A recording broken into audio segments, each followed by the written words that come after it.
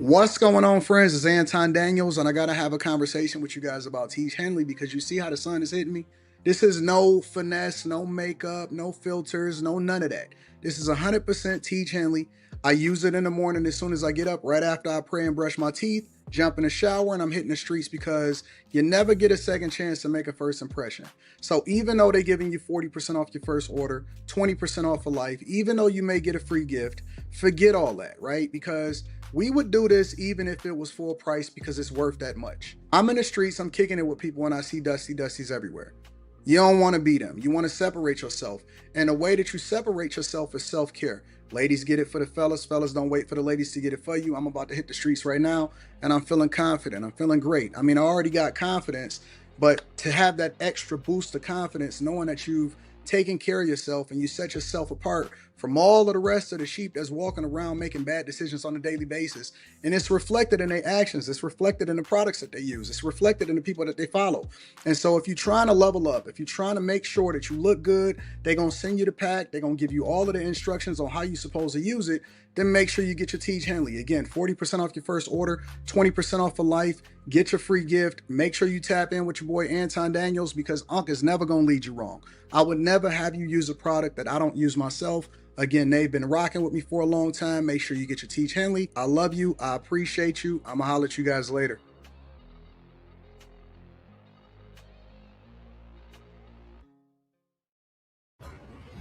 What's going on is Anton from AntonDaniels.com. Appreciate you guys for continuing to rock with me. Good morning to the chasers. Salute to the chasers. What up, though? What up, what up, what up, what up, what up? Salute K. Cooper. Salute Jesse Xavier. Good morning to all of the chasers. Yeah. Jason 18 says, what up? What up? Dame Lee, what up? Long Way ENT, what up? Yow. Phoenix Edie, what up? Good morning. Your car, what's going on? What's up, chat? What up, Five Brown? DJ Ace Productions in the building. Bad Habit says, what's good, fam? Another day, another bag. Let's have a great day on purpose. Onaka, what's going on? Yeah. Q Executive Suite MLE in the building. Trey, what up? What up? What up? Chance Talks Business. What's going on, Chance? What's good, family? Robert Blake. I love Robert Blake. What up, Robert Blake in the building? I see you, AD. That boy was angry last night. How I know? Because he reminded me of me 20 years ago. It was a great show last night.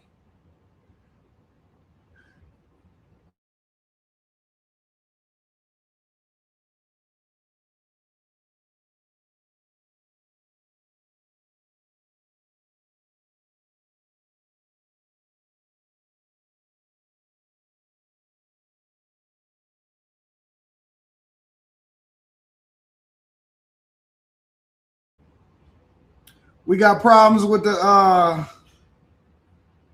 live early in the morning with the connection. Connection acting like it ain't want to connect. So why is it paused like that? I don't know. I think it's the internet. I don't know what's going on. It is what it is. I got second and third backup sources over here. So if we ever have any kind of problem with the connection, we can make the adjustment and then we'll come in and come back out, do whatever it is that we need to do. It was a good show last night, though. What's up, y'all? What up, Trill?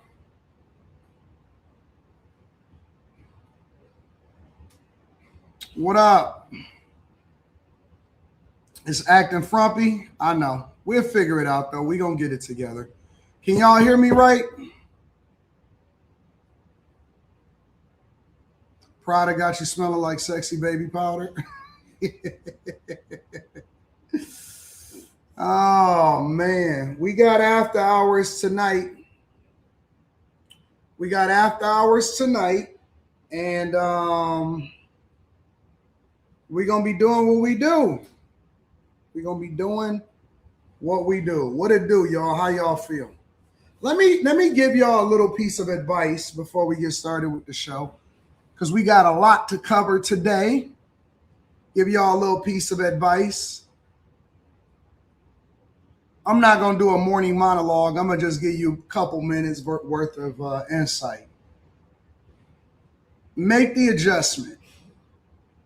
Make the adjustment.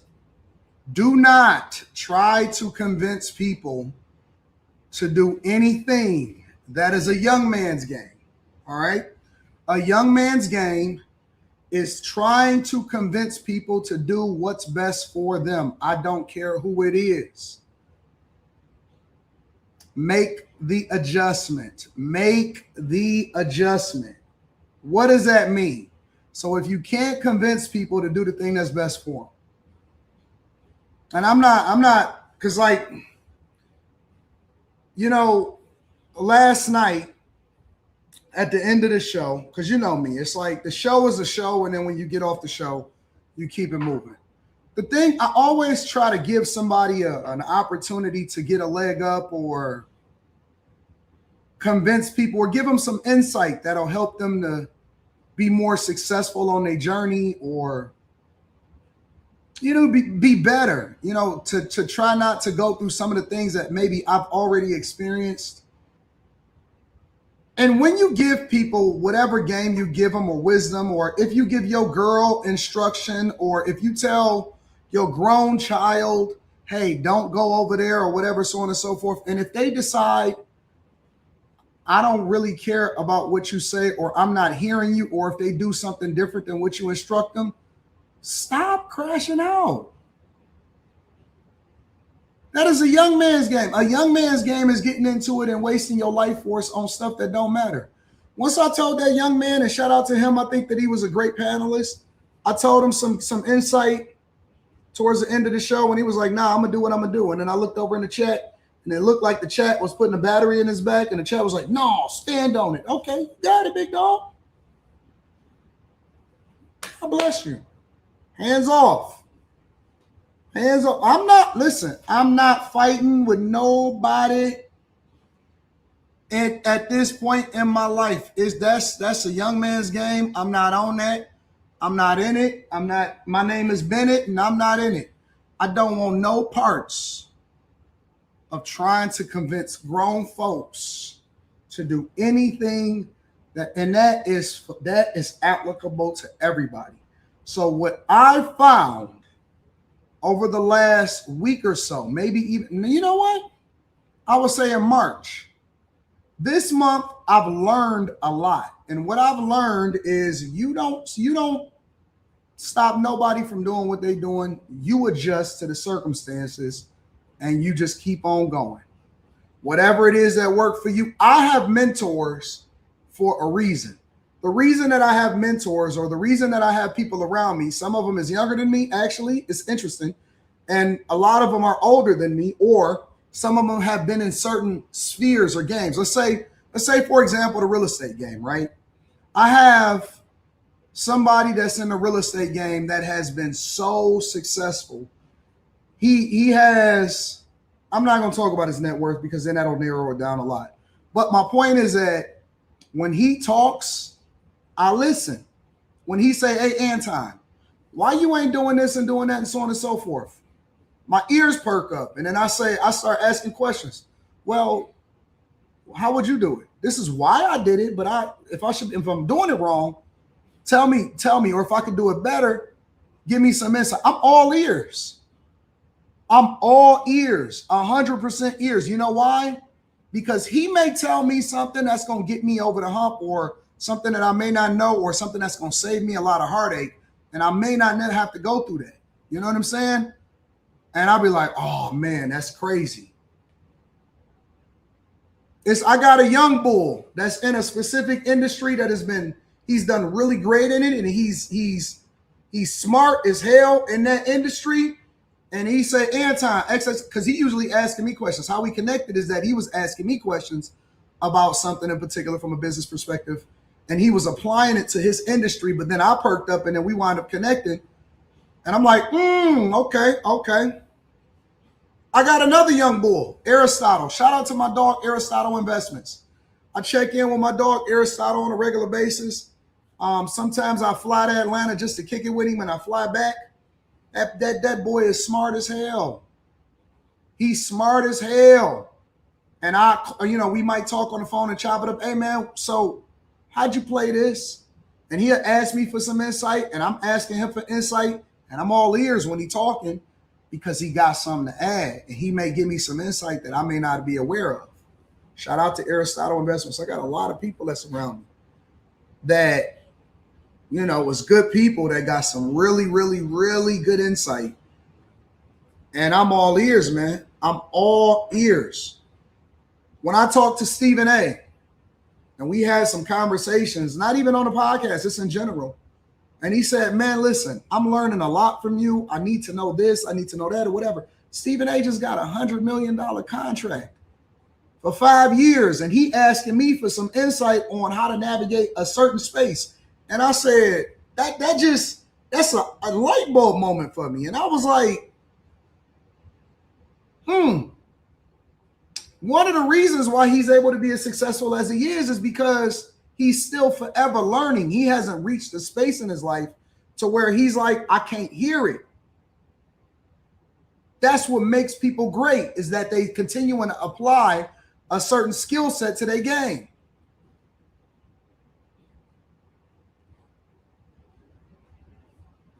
So, what I've learned in life, and it really clicked for me. And I always want to be better. I always want to be better this year than I was last year. I want to be better next year than I am this year. What I've learned over the last month, it really clicked for me. It just sat with me, is I'm not fighting no more for nobody to do nothing. I am in 100% you got it mode. I am in 100% you got it mode. You think you got one up? Okay, you got it. Do you, big dog? You don't want to listen, baby girl? Okay, you got it. The only thing I'm doing is making adjustments. And I ain't got to announce it. I'm not going to do none of that. I'm just going to make adjustments. I'm going to keep adjusting. My life is going to be a series of adjustments for the rest of my life. Okay, we're going to tweak this. All right, we're going to tweak that. When you're dealing with that girl over there, you may not be able to communicate as effectively with her, so you let her have it. You don't say nothing. When you're dealing with this guy over here, you know what? He a little bit more hard-headed. Cool, I got it. When you're dealing with that op over there, let him get it off. Play the long game. Okay, you got it. Life is just, for me, going forward, and I pray that I stay this way, because I cannot say that I've been any more happy than I've been over the last month for probably over the last 6 months. I've had more peace over the last month than I've had in the last 6 months. And it's because I had to make adjustments. It's a serious life. I'm telling you, listen to me if you want to. Don't listen to me if you don't want to. Life is a series of adjustments. That's it. That's all it is.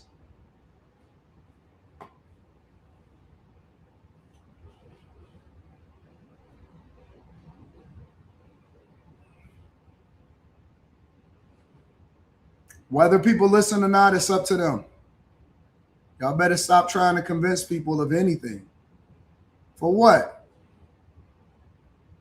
And then you know what the funniest part about it is, that when you give people insight, right? They act like they doing you a favor by listening to you.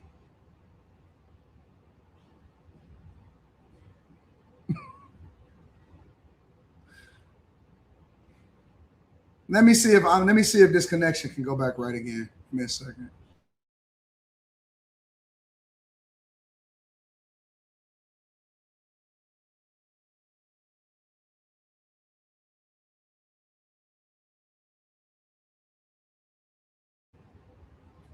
We back. Let me know if my audio is good, because I just switched back connections.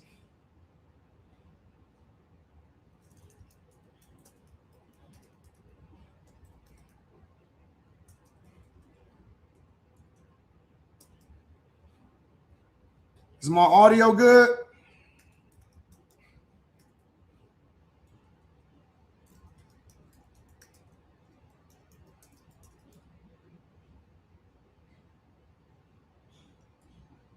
How we sounding? How we sounding? Are we good? All right, cool. All right, so we back connected to the regular connection. We had to switch to a temporary connection because of a little small tweak that we had to make. What up to my people in New York? Speaking of New York, greetings from NY. Speaking of New York, what up, Soraya? Soraya, shout out to Soraya. Let me share this story with you guys really quickly because I thought that this was interesting.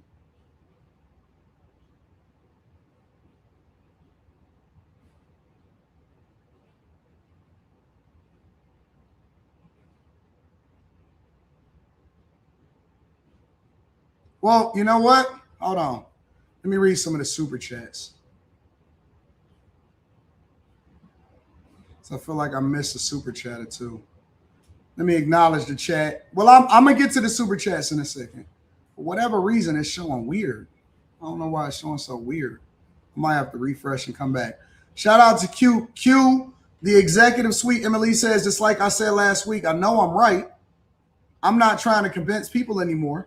Let them bump their head. They'll soon understand that you were right, but they won't admit it. Oh, well. Shout out to my dog, Q, the executive in the building. I appreciate you, big dog. Trump is live. Let me see what Trump is talking about before we go over to the show.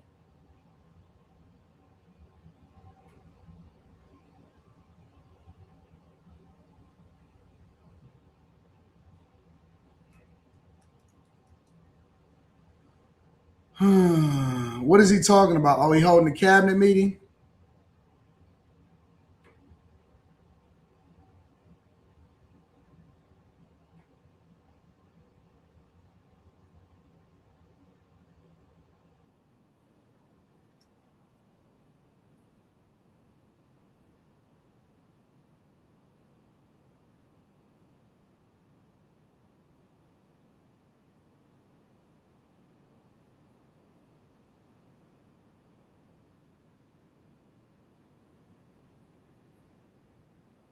I'm going to share with y'all in a second.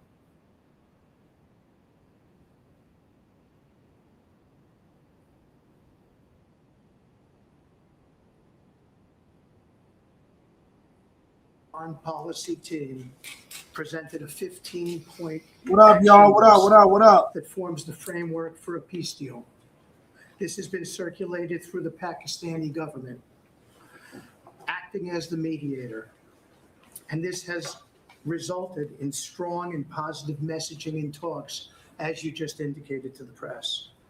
But these are sensitive diplomatic discussions, and you have directed us to maintain confidentiality on the specific terms and not negotiate through the news media as others do.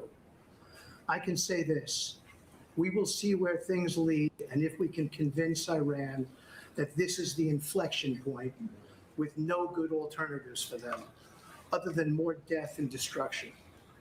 We have strong signs that this is a possibility, and if the deal happens, it will be great for the country of Iran, for the entire region, and the world at large. Your policy of peace through strength is the most effective tool for a diplomatic resolution here, just as this policy was an effective tool in each and every one of all of the other conflicts you settled in your first year. Iran is looking for an off-ramp following your powerful threat on Saturday. Your indications that you are willing to listen to peace proposals have been well received. You have instructed us that your preference is always peace, and that we should make that our priority.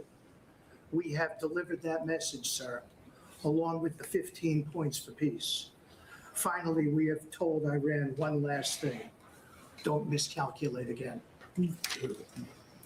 Thank you very much. Good job. Doing a great job. Everybody around this table is doing a great job. Pete Hegseth, please. Mr. President. I'll start kind of where you left off, Mr. President. Thank you for doing the work of the free world. and having the courage to step up and stop the Iranian terror regime from holding the world hostage. That's really what it is. And 27 days ago, Iran had a modern military. Never in recorded history has a nation's military been so quickly and effectively neutralized. Operation Epic Fury is not an endless war. It's a decisive campaign with clear objectives to destroy Iran's offensive military capabilities and ensure they never obtain a nuclear weapon. This is stuff for the history books. This is stuff for legacy. Mr. President, you are acting now to ensure future generations do not have to live under the threat of a nuclear-armed Iran. However, you wouldn't know it if you listened to the dishonest hate Trump media, as you referenced. The folks here in the room, these cameras, they have a choice. You're either informing the American people of the truth or you're not. Because I hear it from my people every day. Behind every headline you write, there's a helicopter crew in the air. And behind every news banner you write, there's a battalion on the move. And behind every fake news story, there's an F-35 pilot executing a dangerous mission. My message to the media is get it right. This actually isn't something new to me. I may be a young guy, Mr. President, but I'm not a rookie in this realm. In 2007, I helped lead the surge, the public fight for the Iraq surge. Stood and watched people stand in the Senate and declare the war is lost before it even started. Who was that? It was Harry Reid. That was the Democrats and the media working hand in glove. Back then, it was 3 years into a war. Now we're 3 weeks into an operation. But see, unlike Iraq, this isn't a tie. This is not parody. This is not chaos. This is success, pure American success, on plan, and as the president said, ahead of pace. Over 10,000 enemy targets destroyed, over 140, I think now you're right, Mr. President, over 150 naval vessels sunk, underground facilities destroyed, their defense industrial base in shambles, and overnight, not only do they not have a Navy, Mr. President, they no longer have a Navy commander. IRGC's Navy commander was killed overnight in operation. So no Navy leader. Now that here's the thing about the media, though. If President Trump had not acted, you'd be screaming, why not? And now that he has taken decisive action, you're asking, well, why did you? It's the same old tired playbook, TDS in your DNA. But the hardworking, God-fearing, patriotic Americans out there know better. And you alluded to this, President Obama, Mr. President. Here's a fact that you don't hear on your networks, but we know. Many of the Iranian military factories and bases that we're systematically destroying were paid for by the pallets of American cash that Barack Obama flew into Tehran under the Iran deal. You might call it an inconvenient truth. Iran took our money and turned it into weapons and bunkers and ammo. And now we're destroying those weapons, and you're writing, Mr. President, that grievous wrong. And make no mistake, we had to act. And our objectives are clear. No nukes, no Navy, and a complete dismantling of their missile program and defense industrial base. And as Marco pointed out, that mission, and the VP as well, has not changed since day one. Yet, 2 days ago, they shot 2 failed missiles on a target 4,000 kilometers away. For years, they told the world that their missiles could only range 2 kilometers.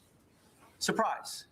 Yet again, Iran lied. And to the world, I say London is 4,000 kilometers from Iran.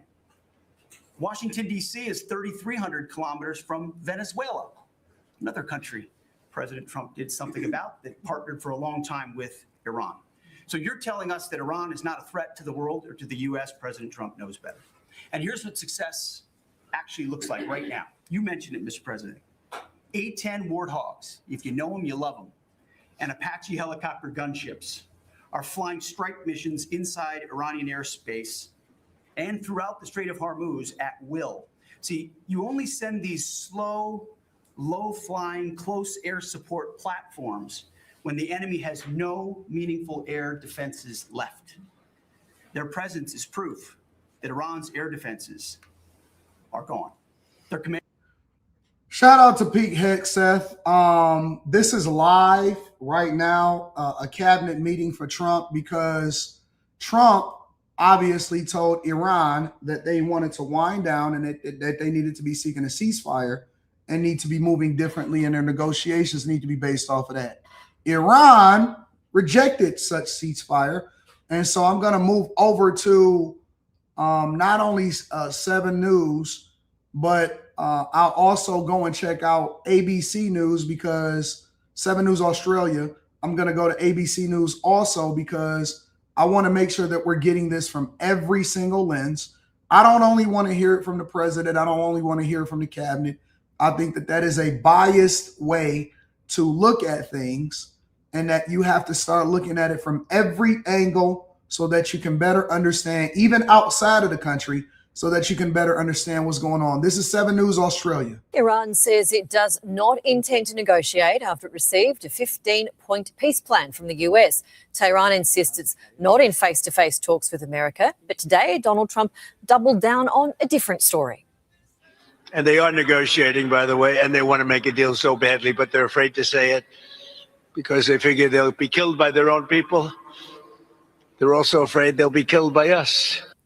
The US is still pummeling Iran, which put forward its own peace plan. There are claims too Russia is shipping drones, medicine and food to Iran as Lebanon takes a beating. In Lebanon, the uncertainty of survival. Losses daily. A funeral here for 2 paramedics killed in Israeli strikes. They were heading to a rescue mission. Israel on the offensive, taking out petrol stations and other key infrastructure, maintaining its striking Hezbollah targets. Here, we're on the main coastal road towards the bridge that once connected Lebanon's north to its south until this week. Yo, we are so blessed. We are incredibly blessed. Before I even give my commentary and continue to look at content from other platforms, because I wanted to get their perspective also, we are incredibly blessed, very, very blessed to live in the United States of America, where we have the greatest military in the world. We have presidents that are willing to protect us and administrations that are willing to protect us. We don't see this. If this was to ever happen on American soil, people would be crazed. They would be like, what is going on? This is not unexpected in other places like Lebanon or even Israel or anywhere in the Middle East or Russia or Ukraine or Libya or all of the genocide that is happening in Africa and Sudan, right? In Nigeria, correct me if I'm wrong, they're having a rape festival.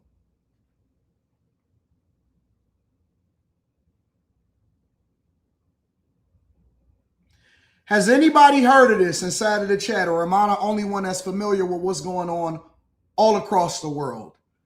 Is anybody familiar with the fact that Nigeria, right now, as we speak, is having a rape festival?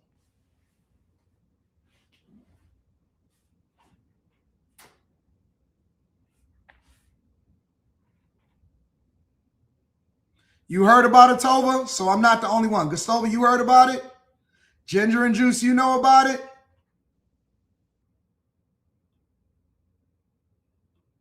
So some people are familiar. Jess, you know about it? Yes, Onaka. Okay. Don't worry. Because we are the greatest morning show on the face of the earth, I am going to take the opportunity to educate you, because they're not going to report on this on major platforms or social media. So I am going to educate you.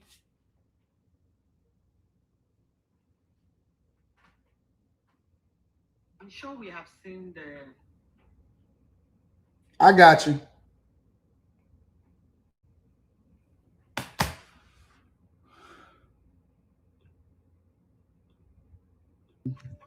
Issue that's been happening, the festival happening in Oslo, Delta State, Nigeria, where there is a culture or a practice where for 7 good days, that's a whole week, They say they are celebrating a festival where women are not advised to come outdoors, and if you come out, you would be harassed, assaulted, or you will be raped. Now, my problem with this is that this is something that has been happening for generations. And as an activist or somebody who is so passionate about females, it is very disturbing that this was even created in the first place. And the fact is that we still keep coming back to the conversation of the fact that females are not angry enough.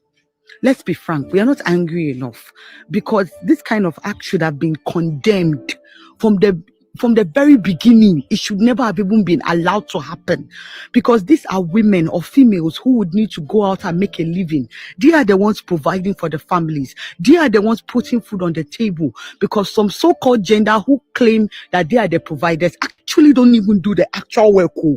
This one, you come for me. I'm here for you people.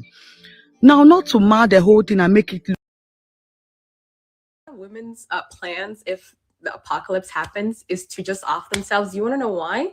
Because we know there are barely laws right now to protect us. Imagine what happens when there's no laws. I'm one of those women. I have no plans on ever sticking around if shit goes left, because I know immediately what's going to happen. And it's currently happening in Nigeria. There is a festival apparently where for 7 days, women are encouraged to stay indoors, because if they don't, they get assaulted. There are men on the prowl looking for any woman on the street. Doesn't matter what she's on the street for. She could be going to the hospital because she's sick. She could be getting something for her child. She might be going to work to provide for her children. Doesn't matter. If she's outside within those 7 days, fair game for her. Some people are saying it's cultural. Some people are saying this is not, cultural, and this has nothing to do with the actual tradition. Doesn't matter, because it's the fact that there are enough of them that will do this. And to anybody that's about to say, oh, Nigeria has been like this. No. This is not a Nigeria problem. This is not just a Nigeria problem. This is an all over the world problem. We just recently were talking about the women in South Africa, where 1 out of 2 women are being assaulted. And there is a gang apparently in South Africa that has an initiation where to enter the gang, you have to go assault a woman. In Afghanistan, No. Y'all want us to go back to the home country, right? AD, the lady with the yellow shirt is missing now? No. Tell me how you want to go and leave the United States of America. Tell me how you want to go. No, everywhere is better than this. Anywhere is better than the oppression that we experience here in the United States of the Americas. You got a 50-50 chance of being great over in Africa or Nigeria or Sudan or all of these other places, but y'all want to sit here and complain about the environment that we've created that is giving you the freedom to sit here and be disrespectful towards the President of the United States of America.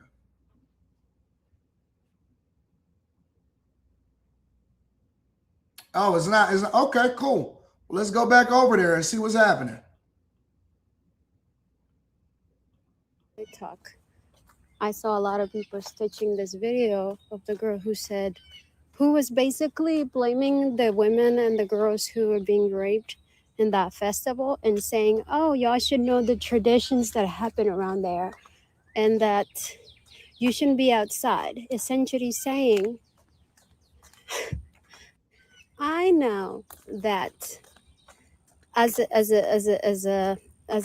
Kenyan, and as a girl who grew up in a Kenyan household with Kenyan parents and a Kenyan mother, I know how African women are conditioned to cater to men, and not only cater to men, but basically make excuses for men. And not just African women, it's women in general.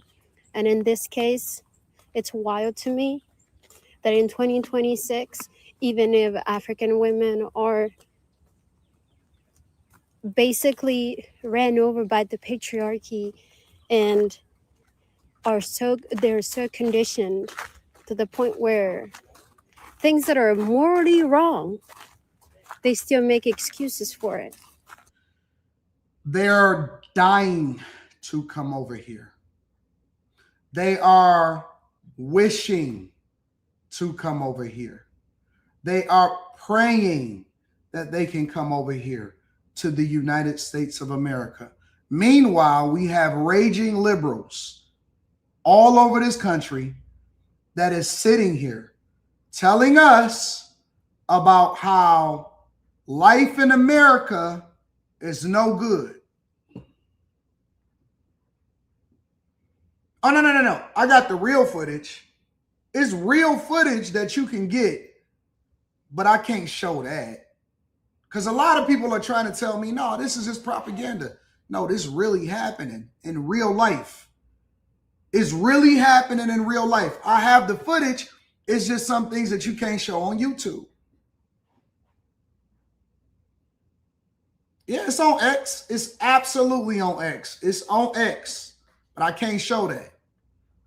My point is that people will sit here and complain about a president that is proactively doing things that's in our best interest. Meanwhile, you got people over in Nigeria, Kenya, all of these different places, and they trying to tell me, hey man, listen, let's go. Man, I'm not going over there. I'm not interested in going over there. I'm not interested in hanging out over there. They trying to get over here. Why would I try to run over there and they trying to get over here? You saw the footage? It's crazy. It's insane.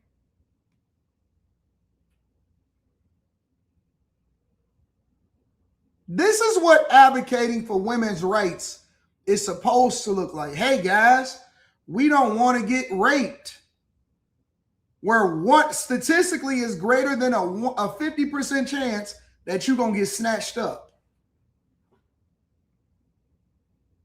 That's a woman's right. All of this stuff that we got going on over here today, that's not what that is. So when I see the president saying, hey, listen, we making the world safer as a result of it, and we having conversations on how we need to, and Iran, rejected our proposal while launching a missile over 4,000 kilometers. I'm like, you know what? Let them do their job because they see things and they know things that I'm not even aware of. Iran insisting there are no negotiations taking place.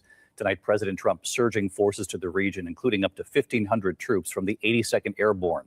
And now even some Republicans are expressing concern tonight about possible American boots on the ground in Iran. Rachel Scott at the White House tonight. Tonight, Iran flatly rejecting President Trump's 15-point plan to end the war, insisting no negotiations are taking place, despite what the president says. They want to make a deal so badly. But Iran's foreign minister today declaring there are no negotiations with the enemy. Iran sarcastically asking if Americans were negotiating with yourselves. Despite the clashing claims, sources tell us the two sides are trading messages, using Pakistan as a go-between. Iran aware Trump's overtures come as he surges military forces to the region. Up to 1,500 American paratroopers from the Army's 82nd Airborne Division now on the way. The president has not ruled out putting boots on the ground. Tonight, even some top Republicans sounding concern. My hope is that we do not have boots on the ground. In a new Quinnipiac poll, just 34% of voters approve of how the president is handling Iran. 59% disapprove.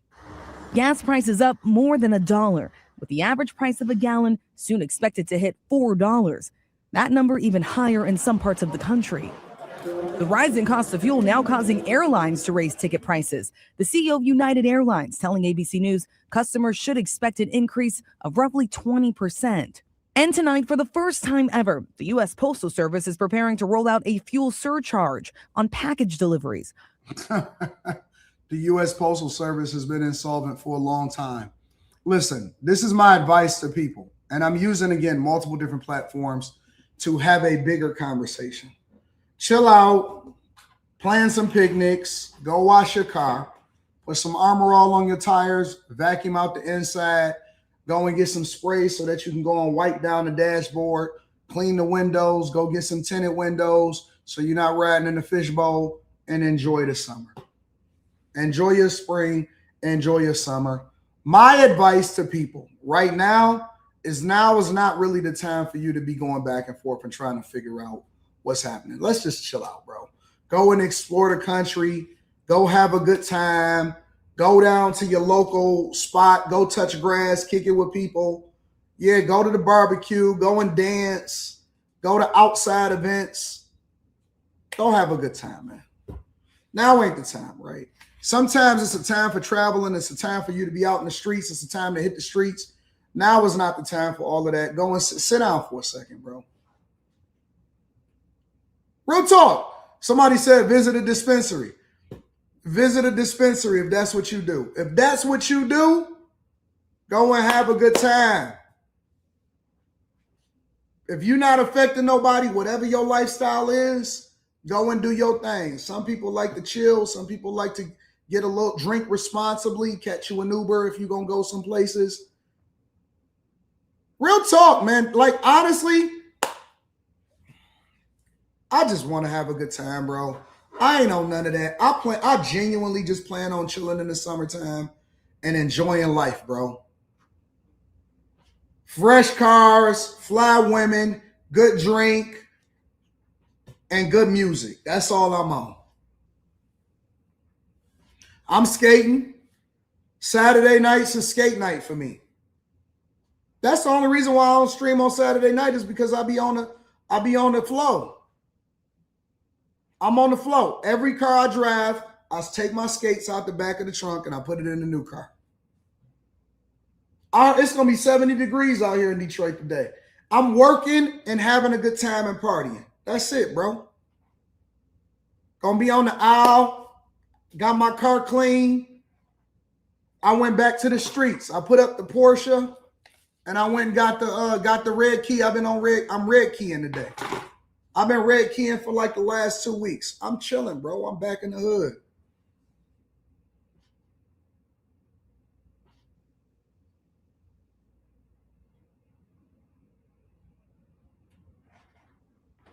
AD, you gonna have a gang of women with you this summer or not? Always.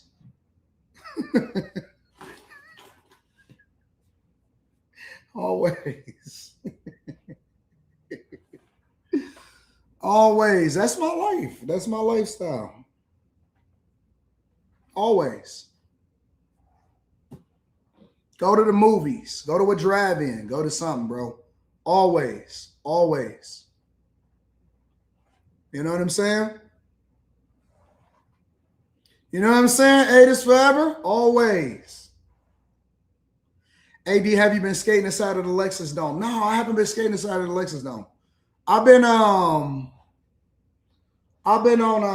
at Northland. I'm usually at Northland skating rink. They be having the best music. I got to check out the Lexus Dome. I heard it's kind of dope in there though. I haven't been there.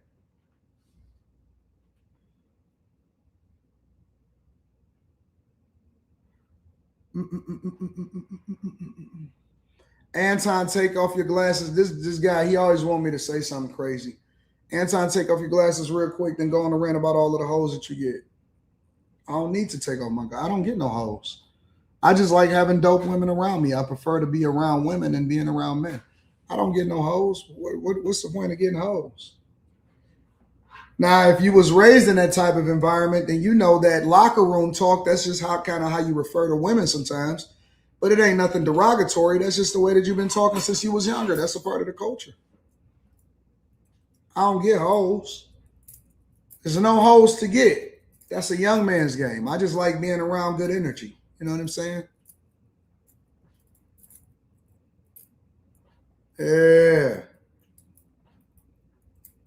Did you see Stephen A. Smith torch Jason Whitlock? I didn't. I won't watch it. I will not watch it because I'm cool with both of them, and so I don't want to react to that because I'd be biased. Because I can't. Here's the key about Stephen A. Smith and Jason Whitlock. I'm cool with both of them, right? But at the same time, I'm not going to sit there and tell them that they need to fix it or they need to solve it or y'all need to come together or none of that because I don't know what the deep-seated opposition is between them both, but they men. So my best thing that I'm going to do is I'm going to just pray for them. Because I'm cool with them both.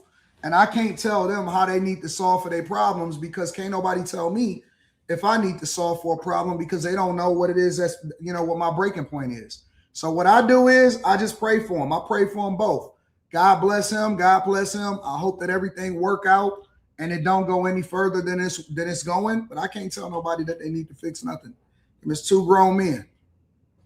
I'm not getting in that. I don't want to be a part of that. And like I said, if I got your phone number,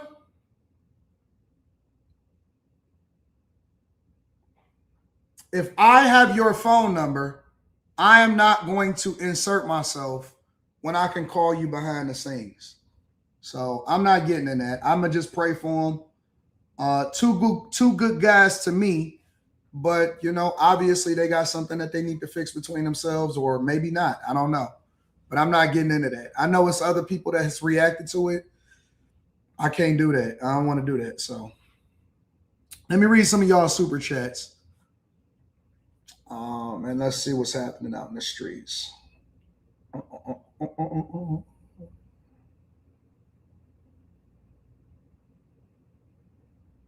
Mike, that dude. I appreciate you, Mike, that dude. I appreciate you, J Money. Hey, contrary to popular belief, if you know J Money, I know you troll a lot. There's plenty of people that troll a lot. But let me just say this. I value y'all. Even when y'all say stuff negative, I know that y'all here and y'all subscribe because you actually rock with the content. So whether some people want to admit it or not, y'all like me and I like y'all back. Y'all like me and I like y'all back. So I don't have no problem with y'all. That's the reason why you're not censored. That's the reason why you're not muted or none of that stuff, because I don't believe that, I don't believe in censoring the chat unless they get overly disrespectful about some type of stuff. You know what I'm saying? So, you know what? Honestly, right now, I'm just not on no beef with nobody. I'm just on all love, man. I just like life. I'm enjoying life.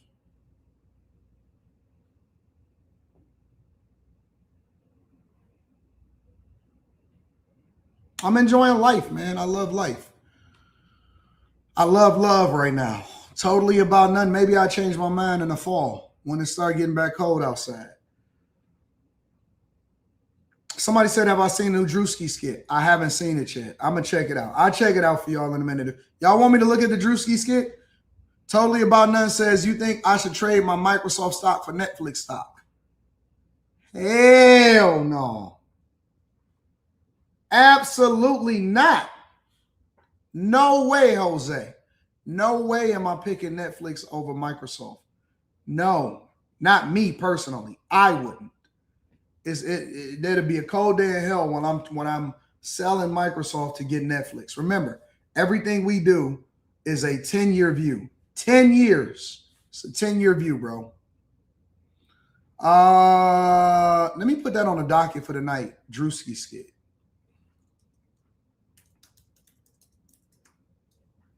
Get the team on that. Jokic almost had 20, 20, and 20 last night. Shout out to TS. AD, check out the Tank versus Tyrese tonight. Nah, I'm gonna be live streaming. I don't really care about Tank versus Tyrese, to be honest with you. Leon Football says, thanks for changing my mindset about money. Literally changed my life and still learning. Make sure y'all tap into the Patreon. Link is in the description. Shout out to you and shout out. What is AED? Where's that at? Where are you located? I appreciate you for holding me down, big dog. AD, you saw the new Druski skit? Nah, I'll check it out in a minute. TS Car Wash and Detail Services, AD, the lady with the yellow shirt is missing now. Really? I'm detailing your car someday, big dog. That's what's up. Well, wait till I get the Lambo delivered and then come and kick it with me.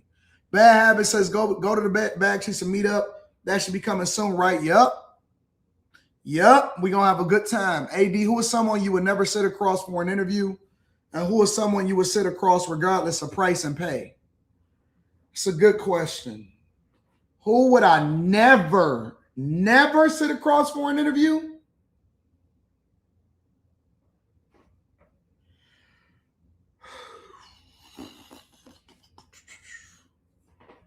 can't think of anybody off the top of my head, bro.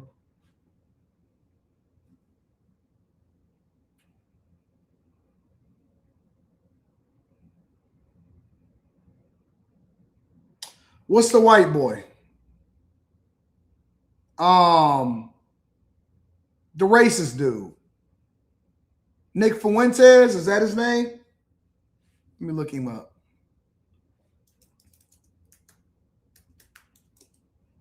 Yeah. Nick Fuentes. I would never sit across him for an interview. Never. It's the only person that I can think of right off the top of my head. I would never sit across. I would never, and you know, God bless him. I don't watch his stuff because I don't care for him. And so I would never sit across Nick Fuentes for an interview. Ever. Ever. And not that he would ever want to sit across me for an interview either, but I would never sit across Nick Fuentes for an interview, ever, under no circumstances. Who is someone you would sit across from regardless of price and pay?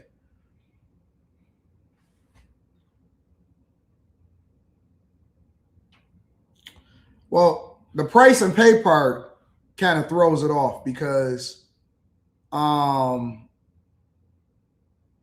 there's nobody that I would, regardless of price and pay. You know what I'm saying? Like nobody, under no circumstance, there's nobody that I would be like, the price and pay don't matter. I don't know. I mean, I don't know.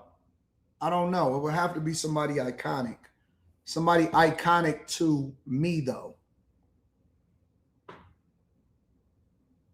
Trying to think about somebody that I grew up. Oh! And this is just because this has nothing to do with fame. This has nothing to do with visibility. This don't have nothing to do with impact. This don't have nothing to do with anything. Eric Thomas. I think that Eric Thomas is a blessing on this earth. I do. I think that Eric Thomas is an angel in human form. He has helped so many people. I think that he deserves flowers. He deserves credit. He deserves recognition. He deserves love. He deserves every single thing. Everything good in life. Everything in life. I love Eric Thomas. He can do no wrong in my eyes. He can do no wrong in my eyes. I love E.T., Eric Thomas, and I think that he is a blessing. He is a true blessing, and it is very rare that you see people and you have that level of love and admiration for Eric Thomas. You know what I'm saying? Eric Thomas is, we talk so much about negativity all the time, bro. All the time. But man, let me just tell you, bro, Eric Thomas, man, listening to his stuff and his albums, man, that got me through some dark times in my life, man. I'm telling you, man, I remember some days I was just like, whew. I remember some days in my life where I was like, I don't know if I can make it in real life. You know what I'm saying? Like, I'm not sure. Like, this is not what I envisioned my life to be. And I remember, and one of the things that really put the battery in my back, I remember my daughter, and she used to listen to Eric Thomas every single day. And she would quote it to me, and she would say it to me. She would say it. My daughter would say Eric Thomas. She would just quote everything she knew about her. And I was just like, I got to do it. I got to get through it. I got to get there. It's necessary. Bro, I think that Eric Thomas is an angel in human form, bro. Real talk. No cap. No cap. Real talk. Eric Thomas is an angel in human form. I will never, ever, ever, ever in my life have enough gratitude and love for Eric Thomas. And I think that we need to start acknowledging the OGs and giving them their flowers while they're here, not just taking them for granted. I love Eric Thomas. I love Eric Thomas, bro. Real talk. Great guy. Phenomenal guy. Great question. Great question. Let me see. Wyatt, any number you have in that phone book you're not using this summer, you want to pass off? No, I love all of the numbers that's in my phone book. Coach Chris says, do you ever feel someone is beyond helping? All the time. All the time. But then I have to put it in my head and I say that, listen, I'm not God. And I know that God, if God can deal with Paul in the way that he dealt with Paul, then absolutely, positively that they can change. I may feel that they beyond, that I can't help them, but that don't mean that they beyond help. No more Stephen A. Smith rants. No. I would definitely. I don't have any. I'm not going to review Stephen A.'s perspective towards Jason Whitlock, and I'm not going to do Jason Whitlock towards Stephen A. Smith. That's what I'm saying. T.S. Car Wash Detail Service says, do you think Cam wrong for interviewing Whitlock? No, it was a great interview. It was a great interview. I watched it. Gustav says, I'm so happy I joined the Bag Chasers. I waited too long. Last week's Stock Club was amazing. Shout out to the amazing Stock Club and the Bag Chasers. Waited too long. Last week's Stock Club was amazing. Thanks, AD, for spreading the truth. Shout out to, hey, when y'all join the Patreon, make sure y'all tap into the Discord. Link to the Discord is in the description of any of the most recent videos. Do you ever completely disconnect from the world? From the world, yes. From the Chasers, no. And I can't really disconnect because I got to always be on. That's what I do for a living. Love the real talk. AD, OG's got feelings too. Chris Cunningham says, ET saved me too. I was in the strip clubs heavy and spiraling out of control. Man, people deal with stuff as all kind of ways, bro. Man, it's real, Chris. People don't understand, man. People try to figure out a way to get through it. And you just got to push, man. You just genuinely got to push, bro. Slimmy says, we will have a manipulation. I have no idea what Slimmy is talking. Do y'all know what Slimmy is talking about? Said we're going to have a manipulation-free live stream tonight. Who will crash out the wildest? The master manipulator, the Rose, the Mexican, the air waitress, and the Elmo and the dolphin. 2 and after hours on tonight. I have no idea what Slimmy is talking about, bro. No idea whatsoever. And let me tell y'all something else about Slim. Slim has been my dog for years, way before After Hours, way before YouTube, any of this stuff. Slim has been my dog, been riding with me for years. For absolute years. Shout out to Slim Dog Millionaire. Slim Warlord Slimmy. I like to call him Warlord Slimmy. Coach Chris says, does the love for your daughter ever have you doing things you never thought you were capable of? The love for my daughter goes beyond anything. Since the day she was born and I held her in my hands, the most beautiful being on this earth, and you literally would do anything for your child.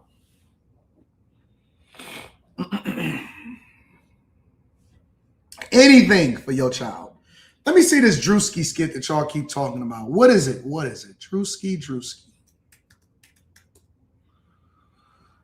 Oh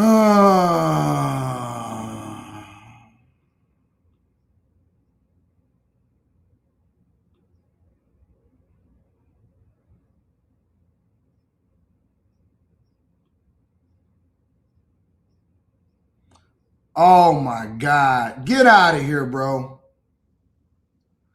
I'm not doing this, man. What in the world is going on? I'm not about to look at this. I'm not even going to do it. I just looked at the cover photo and I was like, oh man, here we go. I'm not about to do this, bro. Y'all not about to have me looking at this foolishness. Said it's so funny. I'm not about to do this, bro. No, man. Y'all not about to have me watching this. Man, look at this foolishness. Man, what? Come on, man. Stop, bro. Stop. Y'all not about to have me out here doing this. No, I don't. Oh, man. Here we go. Foolishness up and coming. Get on your feet, boy! Wasn't I, Get on your feet, boy!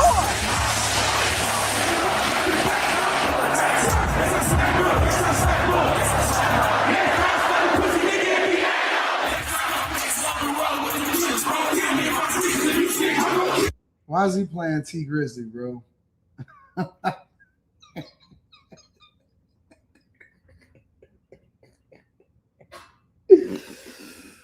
This dude look like white chicks. He looked like the Marlon Wayans. He looked like Marlon and Damon Wayans or whatever the Wayans brothers is. Man, come on, dog. Come on, bro. I'm not doing this. I'm not doing this, bro. War is raging in Iran. We're praying for all the soldiers and troops. That's great that you're praying, but how about all the kids that died when the USA hit the towers? It broke my heart. That is the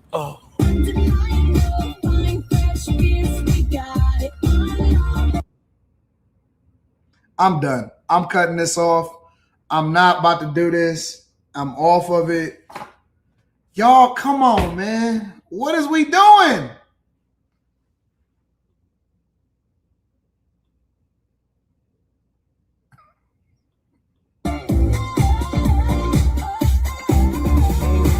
In what ways have you grown closer to Jesus? I serve a righteous God.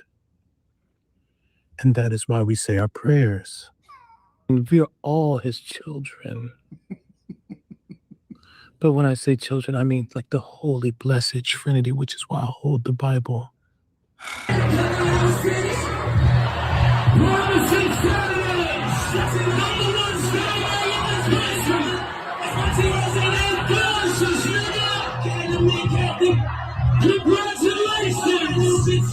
Sweet cream foam chai ice matcha. Why he got the dog? And Bella will have all organic pop cup. Look at the hands. Yes, everything organic.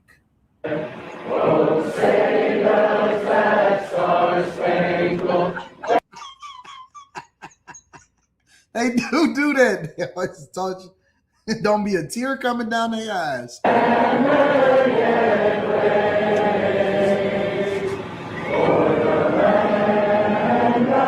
I already know the end is going to be dumb. It's going to be something real ratchet. It's going to be something really dumb. 4. This 3. Who let him in there? 7. Oh, are you good? 4. 3. 2. Hold your chest lifted. We're gonna lift. We have to protect all men in America, especially all white men in America. Those are the boys that we care about in this country. America is built on their backs. Yes, because they are the ones who mattered most. Get on your feet, boy! Let me look at this other one too. Get on your feet, boy!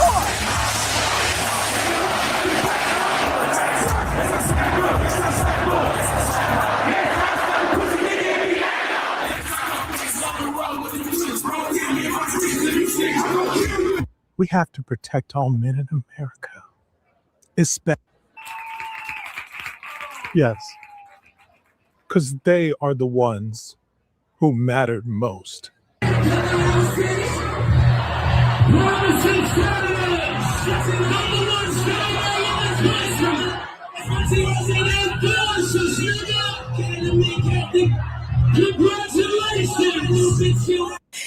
I think that when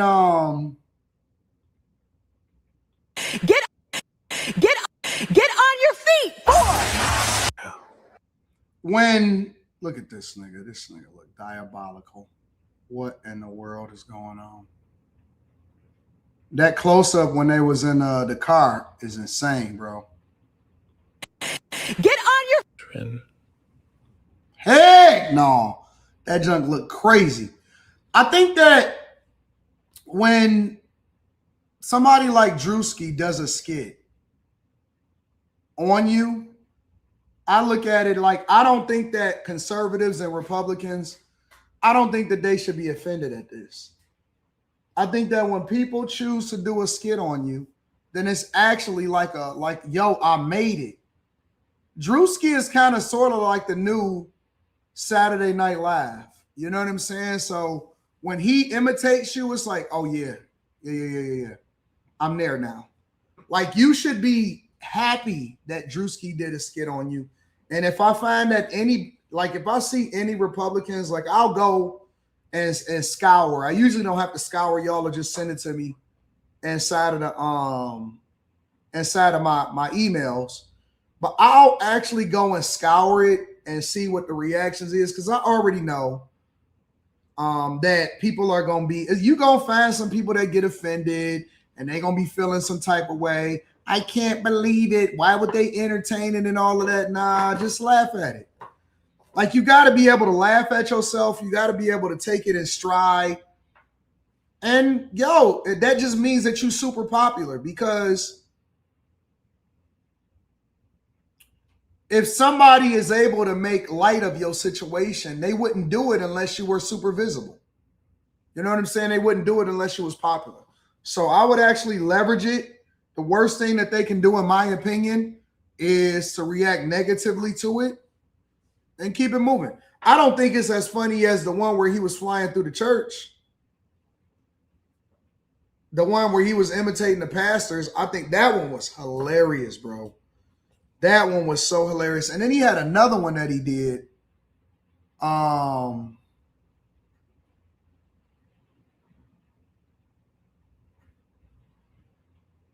It was another one that he did.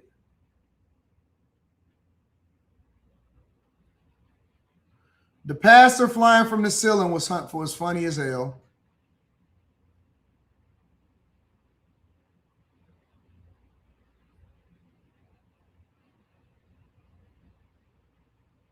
I thought it was another one that he did that people was feeling some type of way. Was it the Hebrew Israelites one? Yeah, it's the Hebrew Israelites. Oh no, it was this one. It was when he was imitating white people. What's up, landlord? When he was imitating white people at the trailers and stuff like that. That was the one. He usually hit on most of his skits. I like Druski. I think that he dope.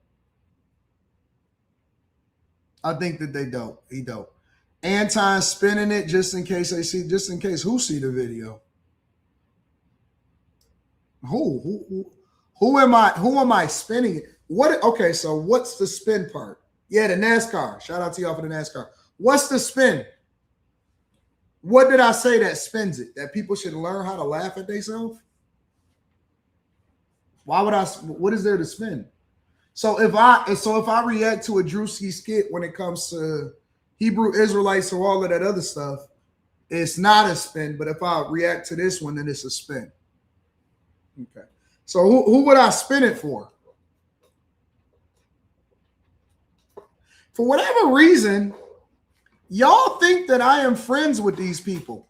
I don't know her. I don't know them. I've never kicked it with any of your, outside of ABJ, right? Outside of ABJ, I've never Anthony Brian Logan, or ABL, Anthony Brian Logan, I've never talked to any of these people. I've never reached out to them. I've never talked to them. I've never collaborated with them. I've never done any of that. Why would I care about what any of these people? You do know I got my own family. I got my own life. I got my own city. Why would I care about what any of these people say? I don't care nothing about that.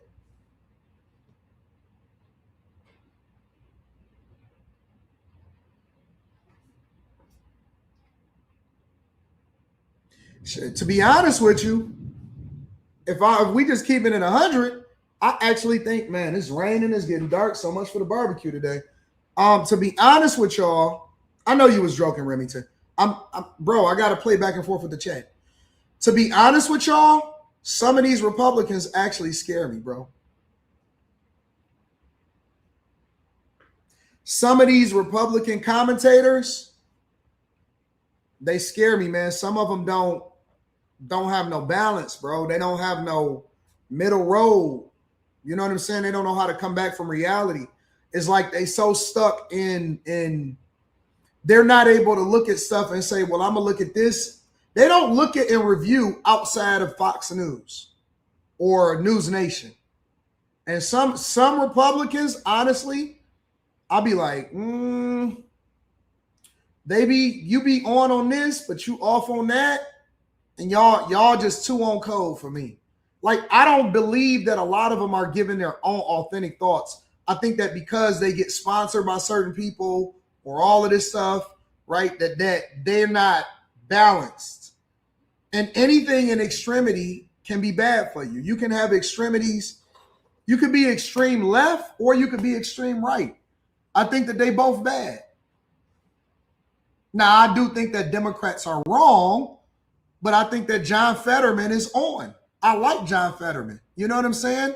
But there's people that's in the Republican camp that won't even acknowledge John Fetterman because he's a Democrat. And it's like, wait a minute. Just because you Democrat don't mean that you bad. You might have a different perspective on why you vote for Democrat. Now, if you're only voting Democrat because they black, then that's a bad thing to do.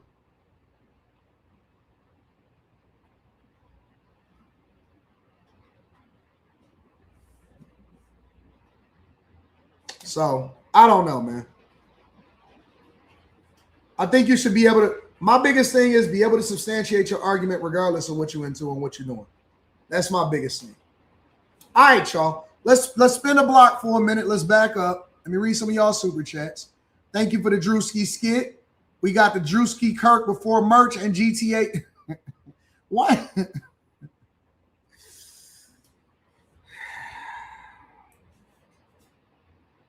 Merch launching this weekend.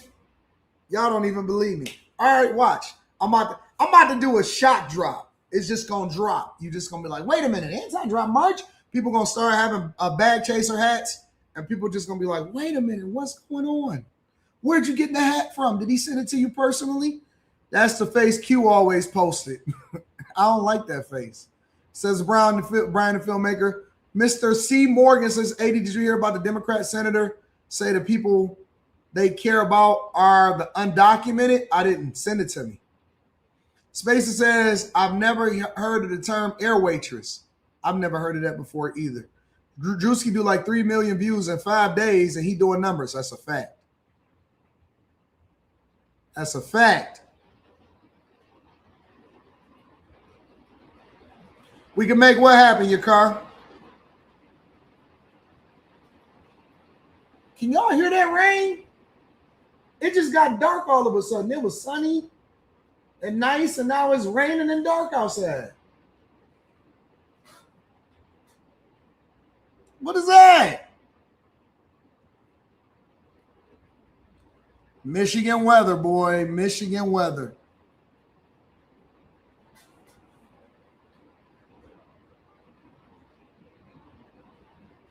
It just got dark and just started raining.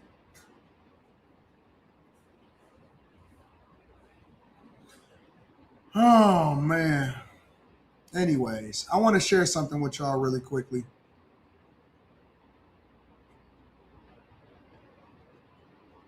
Several people are recovering from stab wounds this morning following a brawl at a downtown LA restaurant. Gigi Graciette is there with more on what started the fight. Gigi. And that's right. According to law enforcement sources, both the suspects and the victims, well, they were all friends. Actually, some of them may even be related to each other. Take a look. Video shared on Citizen app showed quite a large response by police and paramedics with multiple victims down in different locations. And then there was the search for suspects and all of the bystanders who were watching the drama unfold at Zaya Restaurant on 7th in downtown LA. This morning, we have exclusive new information about what happened as the private party was wrapping up. Servers brought the group their bill, and that's when sources say the fighting started. It was 4:40 in the afternoon. The all-girl group apparently disagreeing on something and began arguing with each other. Police confirm one of the women pulled out a knife while another one grabbed a bottle. The war of words quickly turning into a very dangerous fight. The fire department says 5 people were evaluated at the scene. 4 of them, all women, taken to the hospital, ages 26 to 37. All of them were stabbed, some with a knife, another with the bottle. The 5th victim, police are calling her Jane Doe. They don't know who she is because even though she had some serious cuts to her face, she decided to just leave. By early evening, police confirmed 2 suspects were arrested, and this morning, those 2 suspects, both women, are behind bars, facing a... You know how you know it's black women? They right there. Isn't this bad? This is so bad. We already knew that it was black women. Now we see them getting loaded into the ambulances. I just talked about it 2 weeks ago, didn't I? I just talked about this 2 weeks ago. Shout out to your car. Your car actually sent me this. And he was like, Anton, you got to pay attention to this. And then I started seeing it all over my feed, right? They're right there. Right there. Over a restaurant bill. Friends and family wind up stabbing each other and hitting each other with bottles in downtown Los Angeles over a bill inside of a restaurant. You gotta be kidding me, bro. And that's why I say, bro, stereotypes are earned.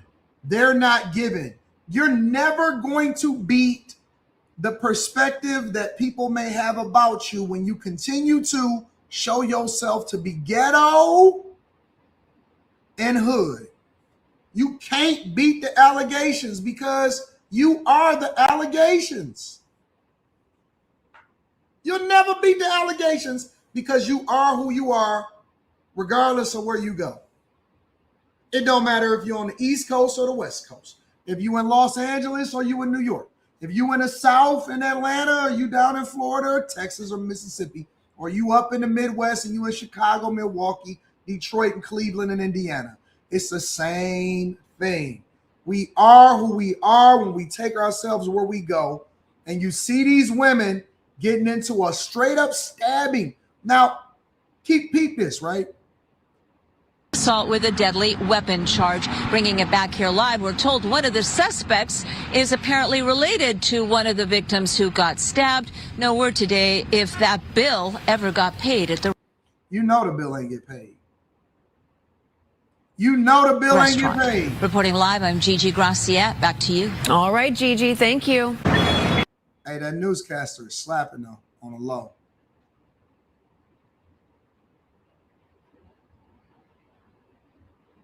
The news lady is stacked. Stacked. All right, Gigi, thank you. Look, you can see it.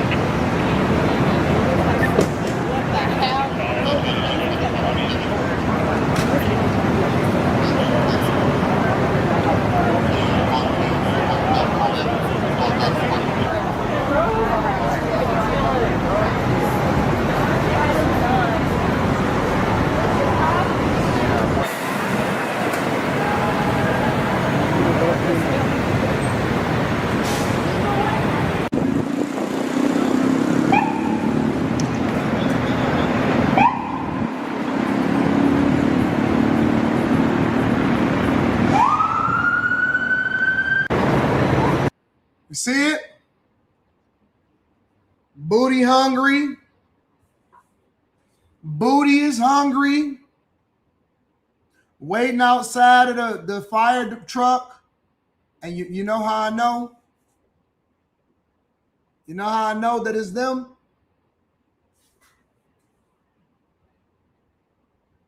Crocs, ashy ankles, hair thrown all the way about, the whole 9 yards. And you know how we move diversity, equity, and inclusion?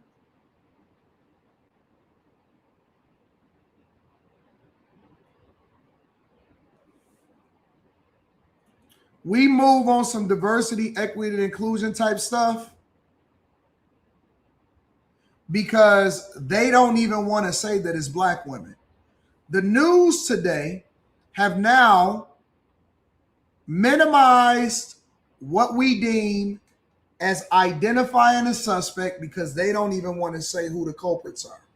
The news ladies are scared to say, and 7 black women were in a restaurant arguing over a bill. The waitresses and the waiters, the wait staff didn't want to wait on them in the first place, but they went and waited on them because they would have recorded and said that they was racist and plus put it on TikTok.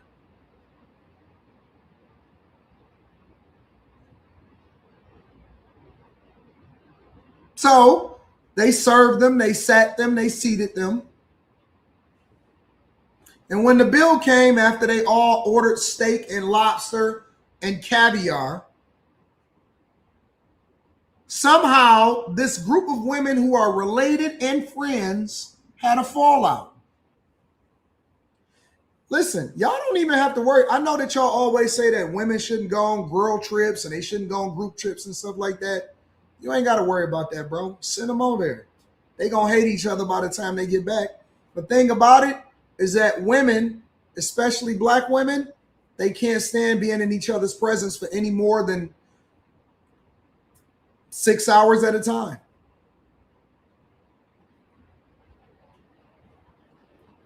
Six hours at a time max. If you send them on that group chat, that group trip, they'll never be friends again. They'll never be friends again. Ever. Send them there to live with each other or be on a group trip, they'll never be friends again. The only thing that they good for is gossiping with each other.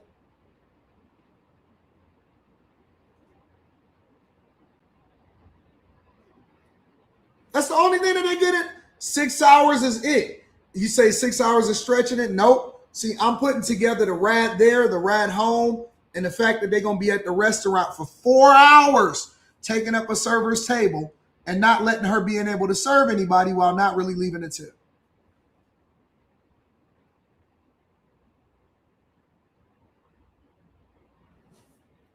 They're going to be there drinking for 4 hours.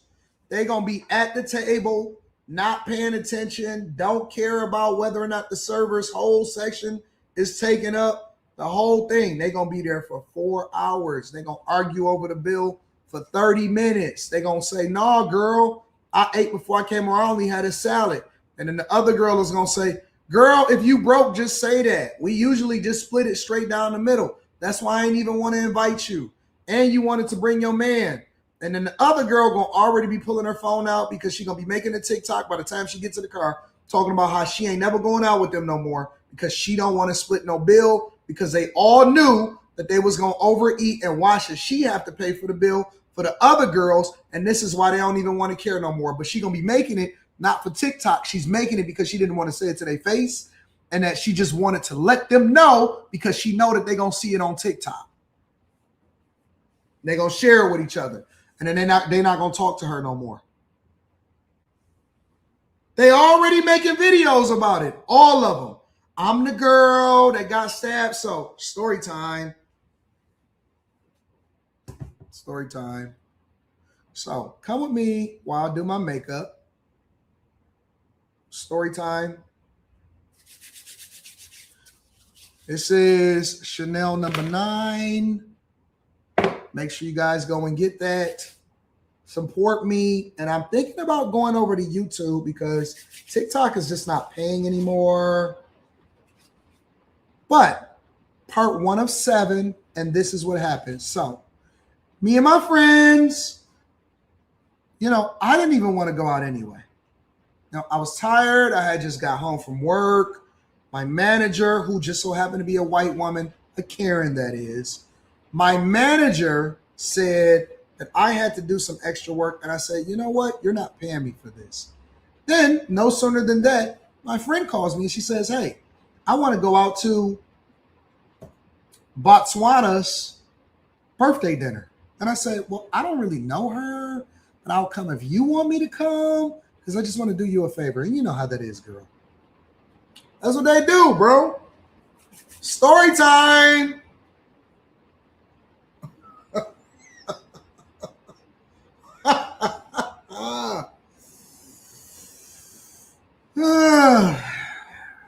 Botswana is crazy. That's what they're going to do. That's what they're going to do. Stereotypes are earned.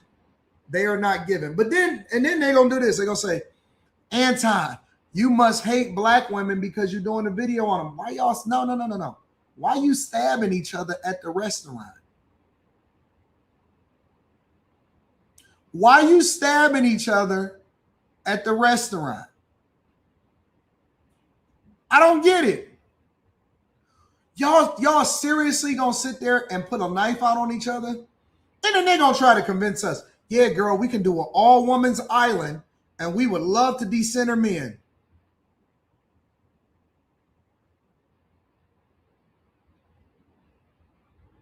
It's gonna be knives out everywhere. Everybody shooting and killing everybody. Get them on up out of there. That's what's happening.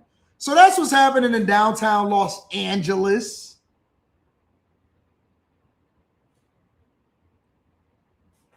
Downtown Los Angeles. It ain't even a whole lot of black people in Los Angeles like that. And they over there stabbing and killing each other. Sterling, what up, Sterling? Salute to my dog Sterling. Make sure y'all go check out his channel. Sterling 0007, Triple OG Sterling in the building for your daily motivation. He was on the panel last night. Good guy. The Right Path Good says Mr. AD in 2 days hustled wild and got a 6-figure job. You was just talking about how you lost your job and now you already got a 6-figure job. Shout out to the Chasers.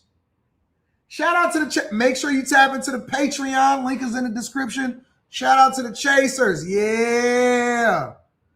Opening day in Baltimore, baby. Let's go. Yes, opening day for a lot of teams. Tigers opening day at home is usually an event. I think they're doing it at the end of the month, if I'm not mistaken. D. Will says Fab and Jim Jones spoke on getting into fights just to get out of a big bill. That is so dumb. That is the dustiest thing. Get out of here, bro. Send it to me. Send it to me. That is the dustiest thing that I've ever heard in my life. Chris Cunningham says my ex and I went to Cabo with her cousin and her man 10 years ago, and the next day they was at it. Women hate each other. I don't believe in going on group trips. No group trips. Nope. Story time. We need a collab skit, Druski and AD. Yeah, call me. Rashada Blackwell says, good morning, AD. I'm sick of you and I love you. You so wrong for that. Story time is insane. That's what y'all be doing. Mr. Lot in the building. Mr. Lot of money. Mr. Lot of money in the building says they post a boomerang of everybody doing green tea shots. Then it's a gap in the IG story time. Next thing you know, she posted never again. Go check out Courtney Yeager's show. Also, salute to Courtney Yeager in the building. What's good with that Patreon deal? I spoke with him. I can't tell y'all everything because then you're going to have, what did Corey call him? Okie dokie. Hating. Y'all ain't never got to worry about no unity in the community because they all truly hate each other anyway. They don't like each other. I'm not telling nothing to no public. All of our success stories, all of our wins, all of the stuff, we gonna talk about it on the Patreon. We not talking about none of the good news. Good news bears go on Patreon and the bag chasers. You know what I'm saying? Matter of fact, hold on. Yo, I just crossed 1.32 million subscribers.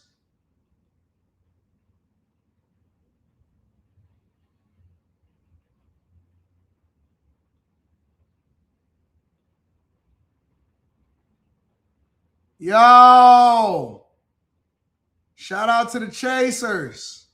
Shout out to the new subscribers. Yo.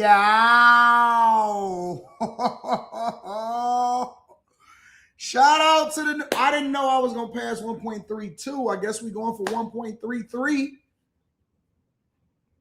Shout out to the bag chasers. Shout out to all my new subscribers.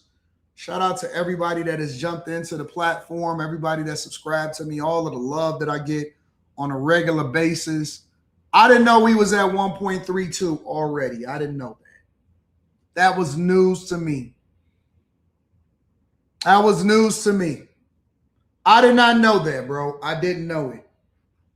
Yo, at this point, I'm getting more subscribers in a month than some people have on their own, that whole platform. That's insane. I thought that the motion was, well, I didn't think that the motion was slow. I guess everybody else thought motion was going to slow. I am the motion. I am the algorithm. Who is Jarvis Butts? I don't know who Jarvis Butts is.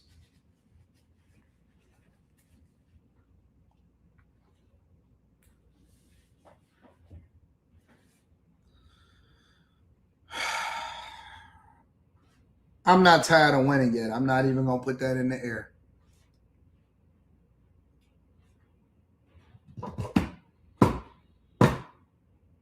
I'm not tired of winning yet. I'm not even going to put that in the air. I just want to keep working. Heads down. Stay focused. Stay focused. Heads down. Stay focused.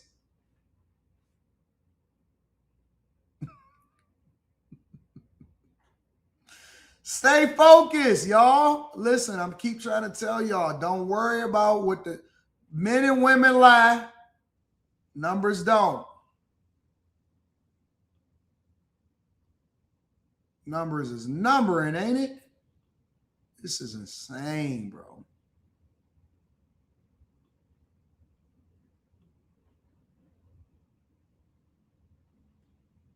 In the last 7 days,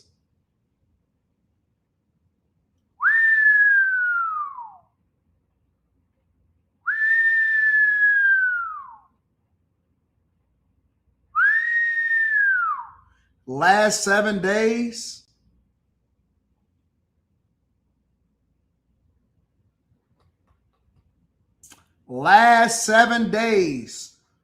on one channel, 14.1 million views, 609,000 watch hours, 87% more than the previous 7 days, 95% more than the previous 7 days. Who can stop me?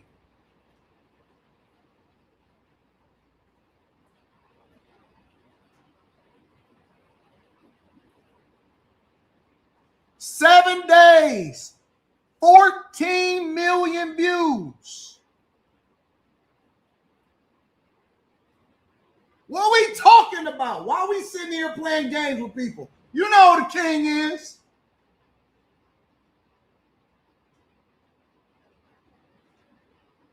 I'm putting up Joker numbers. I'm Victor Wembanyama.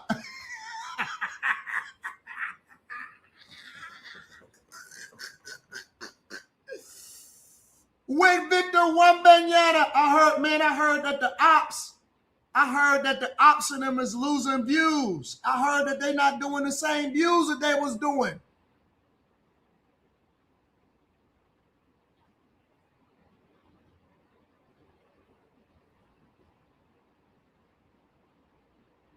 I heard they not doing the same views over there. I was listening to Poetic Flacco, and he said, man, it's bad over there with the mother boys.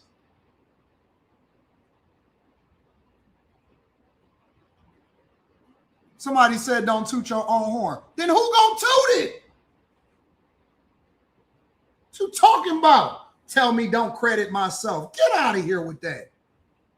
What we talking about? Man, we almost had 22,000 subscribers on Patreon. What we talking about?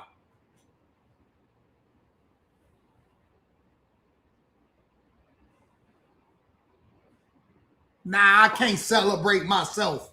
Why? I work hard. I work hard. Why I can't celebrate myself? Nothing stops the movement, bro. Nothing is going to stop the movement. What are you talking about? God bless Anton from AntonDaniels.com and the Bag Chasers. You know what I'm saying? Why not? I can't celebrate the fact that I'm winning. You see all of these plaques. See Plaque King, Plaque. I got platinum albums. I got gold albums. Look at the gold diamond. So,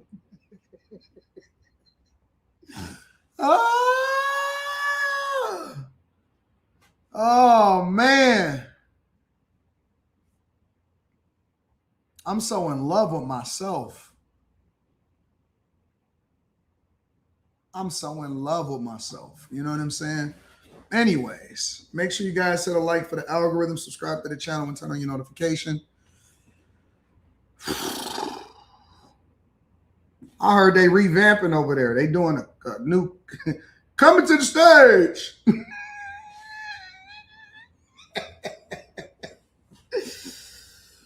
Oh man.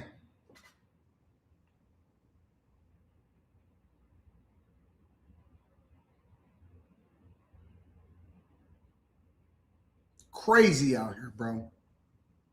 Crazy. Call a dentist. AD got plaque buildup out here.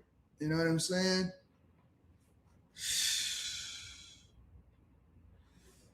I'd like to thank, hold on, let me go get my Oscar. Give me a second. Can I get my Oscar before we move on with the show?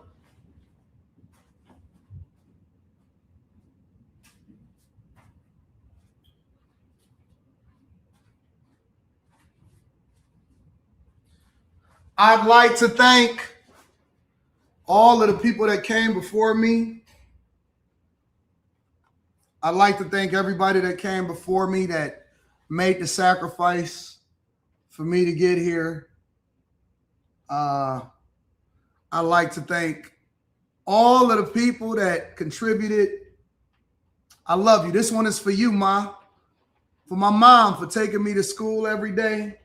For my father, for making sure that I'm a strong young man. I like to thank my team. I like to thank God. God is the greatest all the time. God is the greatest. They don't got one of these. Ooh, they don't got one of these. They don't have one of these. They need to show one. Yo, they need to have one for views in a month, breaking records in the black content creation space. He said, let me stop. Let me put this up there with all of the rest of the greatness. More plaques to come.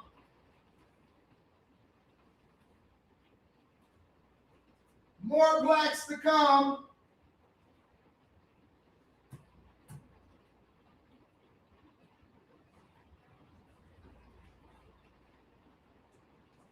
That's the first thing that the ladies say when they come in here. They say, oh my God, I didn't know that you were so popular. Look at that plaque. So you like that? You say, yeah, can I touch it? I said, why don't you touch that one over there? Why don't you touch that one over there? You said, why don't you keep that one? You should keep that one on the top shelf on your left. No, because you got to have it to where the ladies can easily reach it. They need to say, oh my God, girl, don't touch that. What? What's wrong? Nah, you can touch it. Oh my God, it's so pretty. You wait a minute. You got over 1 million on that one alone? Then you got to play humble to them. Nah, you know, I don't even be thinking of. Honestly, listen, this is the speech. This is a speech that you give them. Oh, you know what? Man, my mom wanted to see that up there, so I just got that up there. I just pulled that back out. Word. Why you don't? No, you should display this. You know what? Honestly, I hate this fame. You know, I just be wanting to go out and just have a meal, chill with the people. You know what I'm saying? I can't stand this fame stuff, bro, because I wish that it didn't come with this. Because I just want to be a regular person. You know what I'm saying? No, you need to be celebrated. You need to make sure that, you know, your accomplishments, very few people. Here, let me look it up. Yeah, look it up. How many people actually get that? 0.01% people actually get this. Yeah, man, but you know what they say, you know, more money, more problems. You know what I'm saying? It's not always cracked up to be. I'm just so tired. Oh, come and take a nap. I'm not taking a nap unless you take one with me. Okay. You know I sleep naked.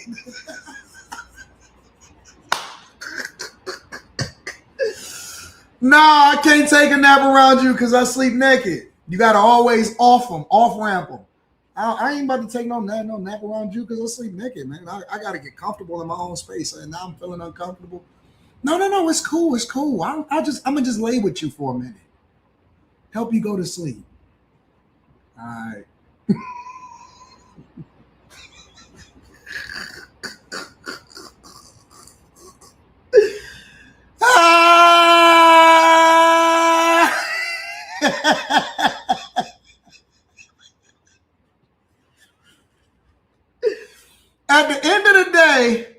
At the end of the day, we're all the same person. That's what people don't understand.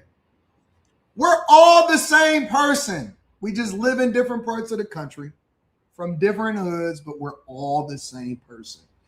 I don't know why more men don't relate. Like, y'all should be able to say, you know what, man, that's crazy, man. I did the same thing, bro, with my ex.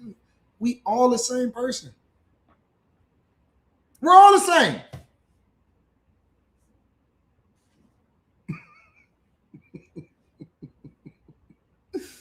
If you know, you know. If you know, you know. I need to get this snow bunny up in here. She said, this man a simp, easily usable, ladies. Baby girl, your teeth too yellow and your face too fat to be sitting here talking to me like that. Let me be very clear. Your teeth too yellow, your face too fat. You can't do that. You can't do that. You gotta stop. You gotta stop. Don't do that. Don't do that. Don't do that. You couldn't use me for $2. Couldn't get a dime out of me. You couldn't get $3 out of me. I wouldn't pay you to go to the store. I wouldn't give you a dime. You'd be graced with my presence. And I'm not even sure that because I ain't never let no teeth that yellow ever come in my lap. I promise you. If you ever put your face in my lap, you gonna have to have pretty teeth to ever put your face in my lap. Trust me.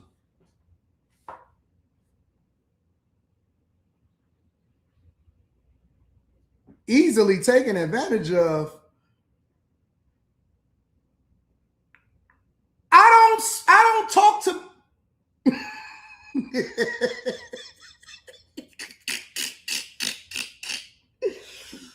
Oh man, boy, if you don't, man, listen. I'll let y'all get y'all stuff off, but don't let me hand pick them. Don't let me pick them out. Let's get back to the show. All right, where we at? All right.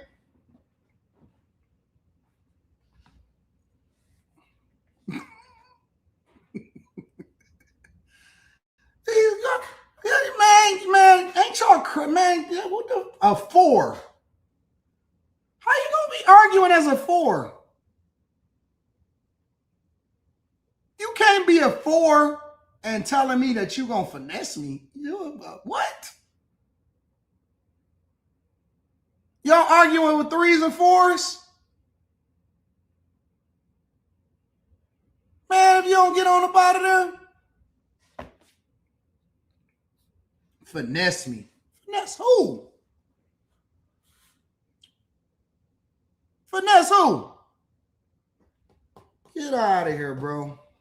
God bless you, baby girl. And you a snow bunny at the same time? Girl, I ain't even trying to blow your picture up like that. I'm trying to give you some grace. Just keep on going, man. Just keep going. Keep going. All right.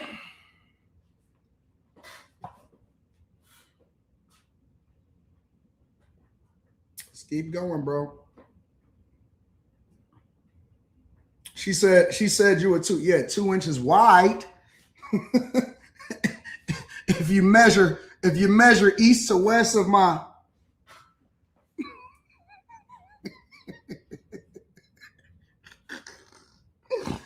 man, let me stop, bro. Let me stop.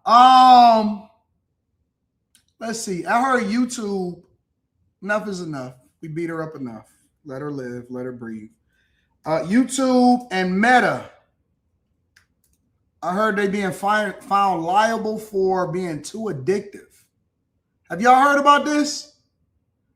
YouTube and Meta is being found liable for being too addictive.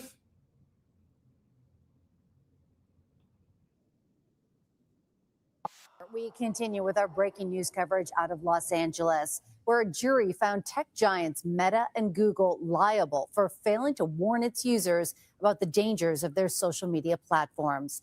The jury voted to award $3 million in damages, with Meta responsible for 70% of that and YouTube on the hook for the remaining 30%. The 6-week trial to warn its users about the dangers of their social media platforms. The jury voted to award $3 million in damages, with Meta responsible for 70% of that and YouTube on the hook for the remaining 30% responsible. The jury voted to award $3 million in damages, with Meta responsible for 70% of that and YouTube on the hook for the remaining 30%. The 6-week trial has featured high-profile witnesses, including Mark Zuckerberg, the CEO of Meta Platforms, Adam Mosseri, the head of Instagram, and Christos Goodrow, the vice president of engineering at YouTube. Jurors also heard from the lead plaintiff, a 20-year-old woman identified as KGM, along with her therapist, whistleblowers, and experts on social media addiction. She says she became hooked on YouTube at 6 and Instagram at 9, and that was by age 10 she was struggling with depression, isolation, and self-harm. Well, then that means that we need to sue your parents. The first person that she needs to sue is her own parents, bro.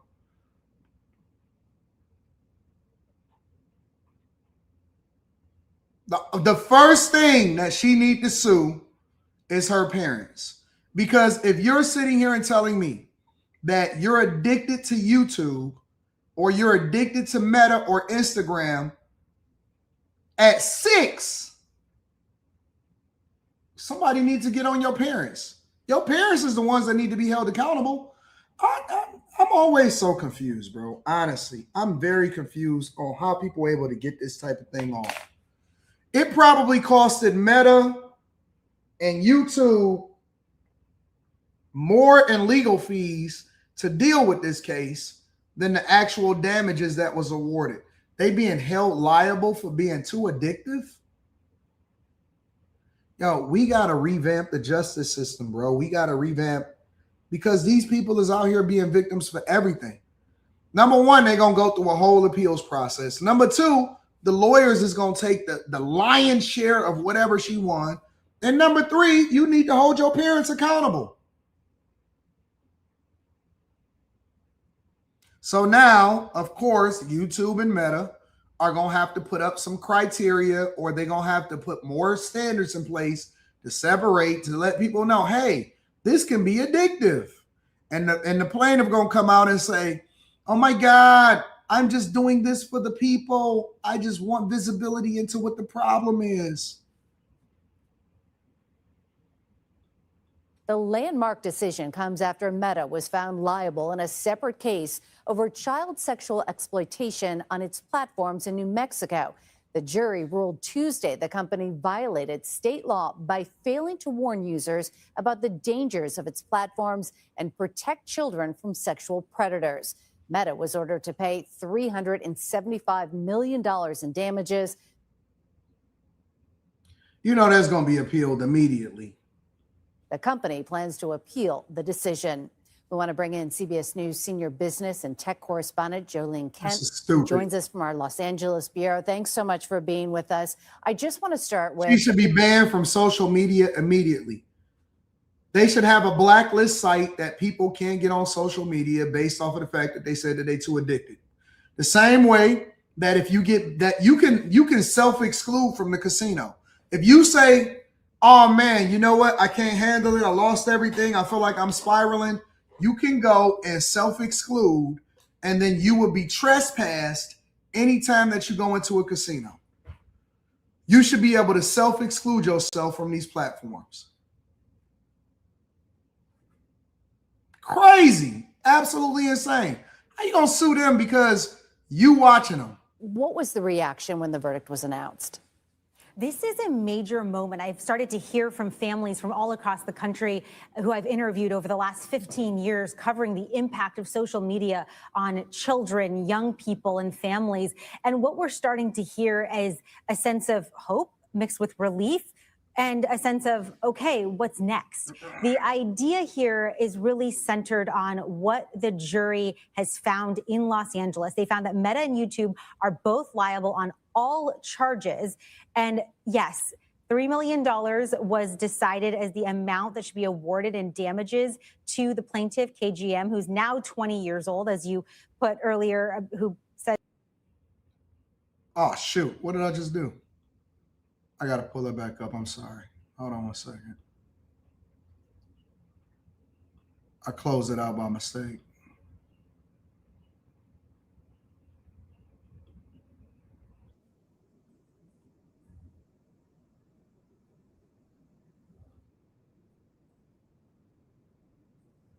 It's a $1 trillion company.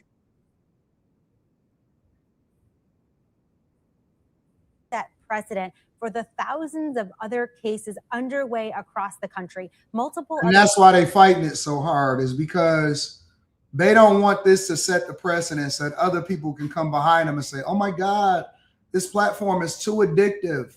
And then it become a class action lawsuit. So they're going to appeal it and, you know, whatever, so on and so forth.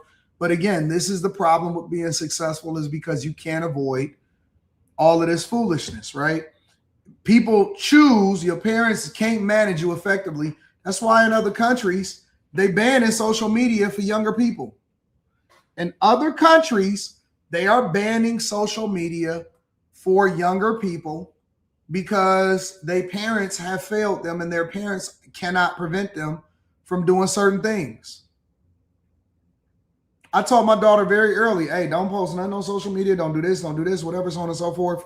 Whatever, blah, blah, blah. And I put strict restrictions on her phone on what she could and couldn't see. And we checked it regularly. It's called being a parent. It's called being a parent. So now we can sue schools. Now we can sue social media because we don't know how to control ourselves. You know it's an update in terms and conditions that's coming. State attorneys general have brought similar cases against Meta, YouTube, Snap, the parent company of Snapchat. This decision and what ultimately comes of it, plus New Mexico, are likely to have a major influence on how those cases proceed in the legal system. Now, what we know is that there was 8 days of deliberation here in Los Angeles before the jury was able to come to a decision. In New Mexico, it was a 7-week trial. You said I reviewed her testimony last week, says Tech Coach Ralph. Check out Tech Coach Ralph, y'all, too. She was always arguing with her mother. Social media was her escape. She still uses those platforms today. Civil liability juries are a dangerous game. Well, here's the thing. As a parent, my child can't negotiate with me. They can't even argue with me. I'm the person that's right. Now, you can communicate with me, but you definitely can't argue with me because I don't argue with children. What do you mean you argue? See, this is all the problem with gentle parenting, probably not having a father in the home, all of that foolishness. This is all a problem. What do you mean you arguing with your mom? I can fix that. I can definitely fix that. We can fix that today, right now. About child sexual exploitation on Meta's platforms. And that jury was able to come to a decision in just one day, less than one day. And so this is an inflection point. I'll add this to the subject matter tonight. Years of so many parents, young people themselves asking for the federal government, for example, Congress, to provide regulation of these tech giants. That has been a giant failure. At the state level, there has been some minor regulations passed by state legislatures, and yet still these problems persist when it comes to mental health.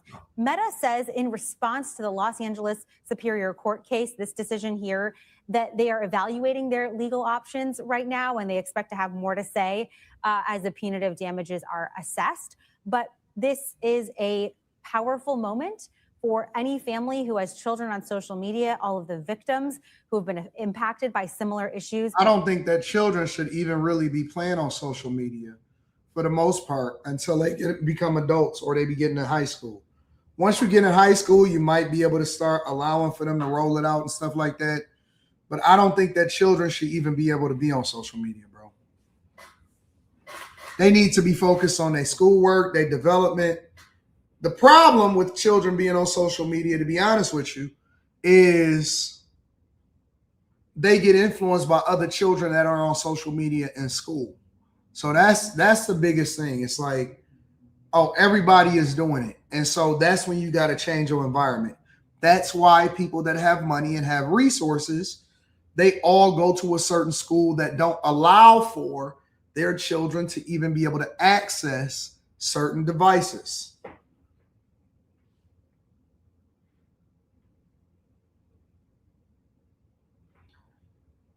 They are raised offline with kind of a 90s vibe, a 90s feel, before they start to transverse and navigate into the real world.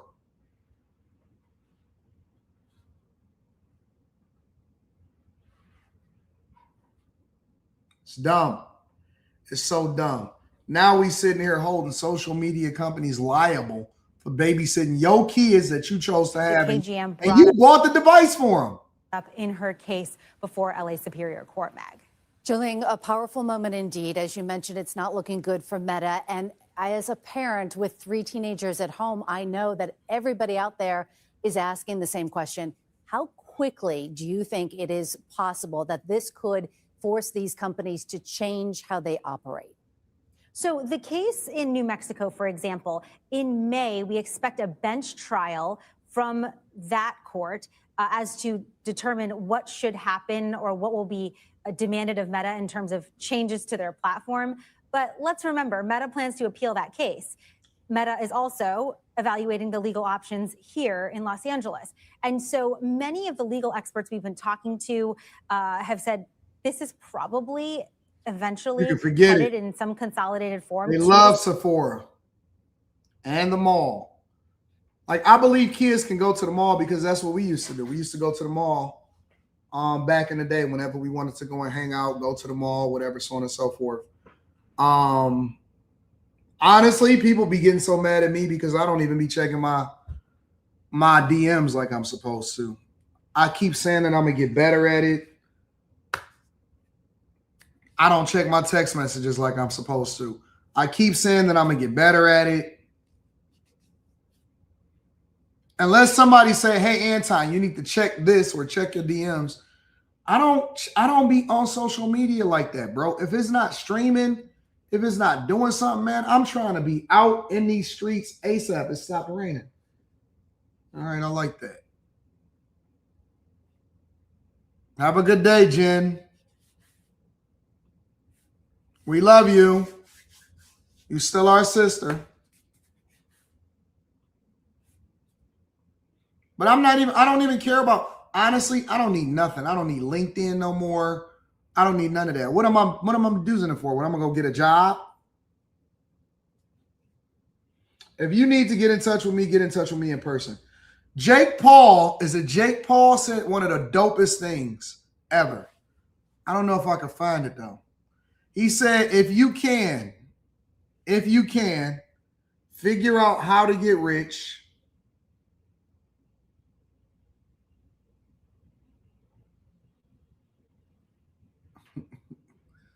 AD, having people out here like Stan. I hope you read this DM.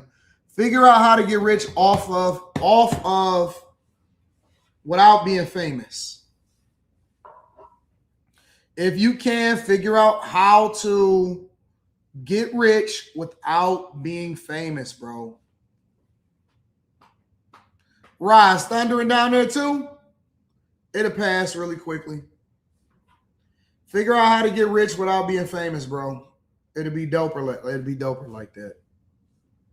If you can. Sometimes it just come with it, but if you can, figure out how to do it without it, bro. I don't think that social media, I don't know, man. I don't know anything anymore. I'm just saying we can do better. Damn. What the fuck is that? You see it?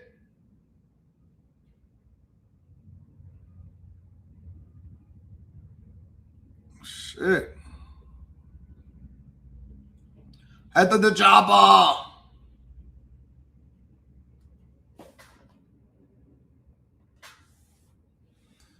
Get to the chopper.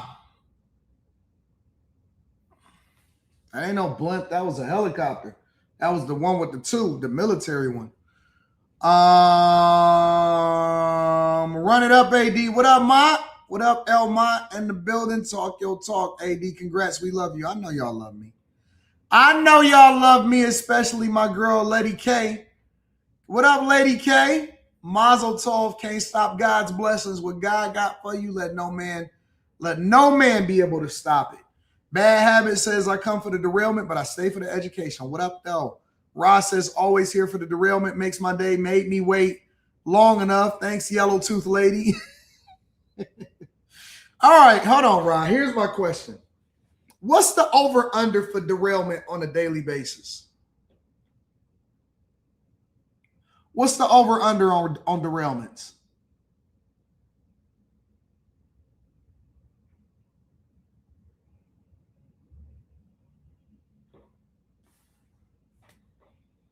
Like, how do y'all know if I'm a derail that day? Or if I'm just going to be on point, focused, dedicated to the stories, and that's it? 1.5, 1.5, 2.5, 3 derailments, 9 out of 10. Glasses come off.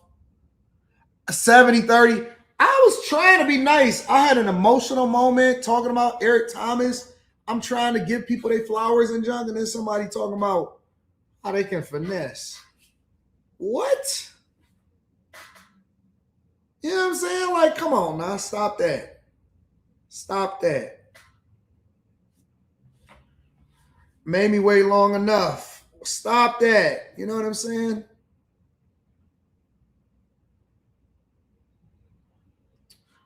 AD, I reviewed her testimony. Oh, yeah, I looked at that one. Shout out to my dog, Tech Coach Ralph. Michael Armstrong says, before Meta, the Screenwriters Guild prepared us for this. Think for yourself versus linking everyone for numbers. Manny Plays PC says, YouTube and Meta should block their platforms from Cali. Let these parents raise the kids. Kenyon Bell says, to be petty, they should ban the kid, parents, and immediate family. You ain't going to walk away with my money and not feel the pain. That'll hold them. What else is happening in these streets? Professor says, you derail when you talk about yourself or if somebody insults you. Then you become wild and funny when you talk about the eggplant nonsense. And then we are like, oh, Lord. Y'all don't know me. Hey, Professor, I ignore a lot. I see a lot because, you know, I like to make the chat a part of the show. I ignore a lot of stuff. And then eventually I see something that catches my eye. And I'm like, oh, so we got somebody that wants to volunteer themselves as tribute, huh?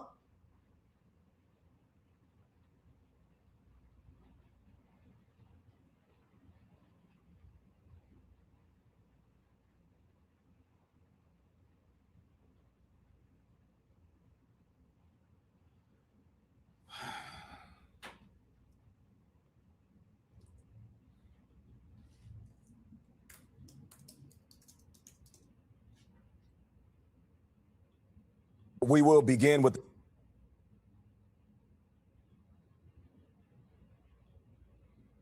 a desperate search for a deal in Congress to end the shutdown and the very long lines at airports. TSA agents are not getting any paychecks. Nicole Skanga is in Houston, where we are seeing the longest wait lines. Nicole, good morning. What is going on there? Yeah, good morning, Nate. Senate Republicans and the White House have brokered a potential deal to end the nearly 6-week DHS shutdown and finally pay TSA officers. Still, it seems no one in Washington is too excited about it. It's the first time I ever experienced this in my entire life. That reaction echoed over and over again, shock and disbelief from every traveler we spoke with at Houston's Bush Airport Tuesday. Have you ever seen anything like this? No, this is insane. Don't Houston got more than just Bush?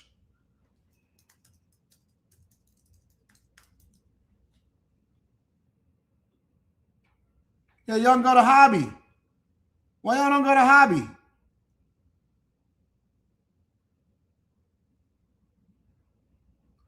Why are y'all only going to Bush? Why y'all not going to Hobby? Or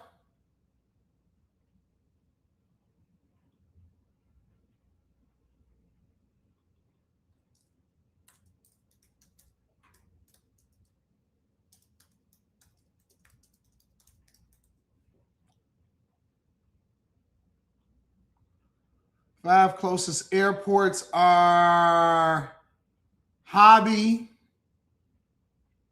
Bush. This is a joint military civilian field. You can't use this one. Sugarland Regional Airport, situated southwest of the city, serving corporate and private aviation. Shoals, located in Galveston, providing regional access to the coast of South Houston. You know, it's alternatives, right? Like, if I want to go and fly somewhere and I don't want to fly out of, I love you too, Thornton, and I don't want to fly out of DTW, I can go to Grand Rapids, I can go to Flint, I can go to Chicago, I can drive to Chicago, I can go down to Cleveland, I can go over to Pittsburgh, I could fly out of a ton of airports.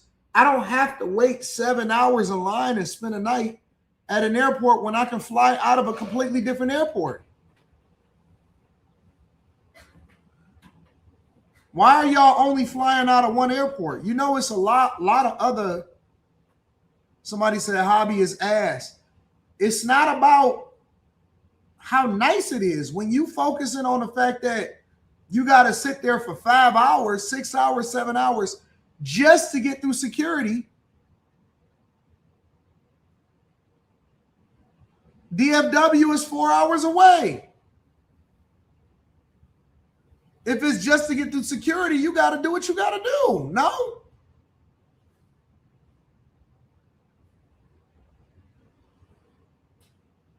Am I off?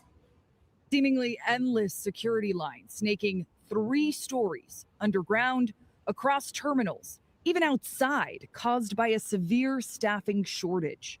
36% of TSA officers here have called out of work amid the partial government shutdown. I know what that's DFW is. their I flew there paychecks. multiple times. You don't blame TSA workers for what's happening? I don't blame them at all. No, not at all. Who do you blame? The government. But travelers tested by Washington's gridlock still tried to keep spirits high. We don't know which way to go. You looking for TSA? He couldn't wait to do that.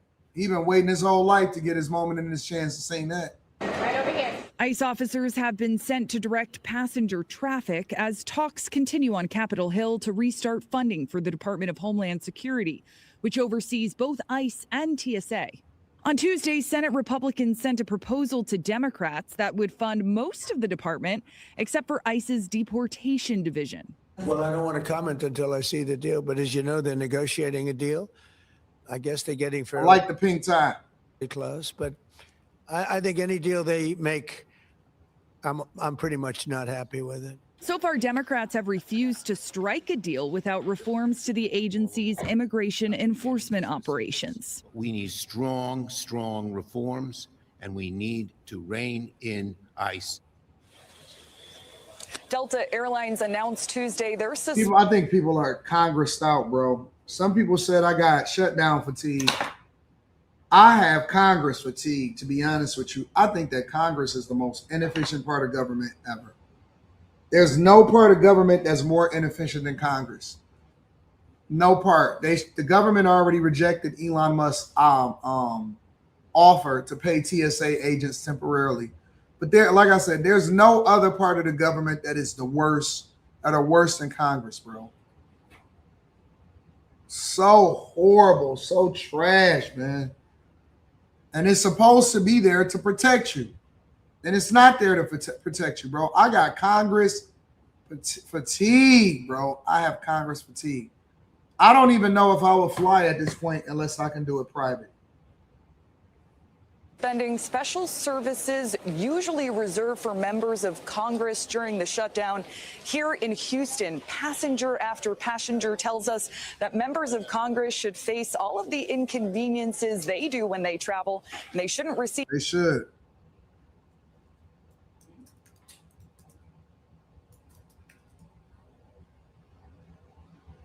What was he thinking? A baggage handler at LAX busted on camera, tossing thousands of dollars worth of musical instruments onto the tarmac. Tonight, passengers are outraged at this video. Hunter Soward spoke to the man who shot it.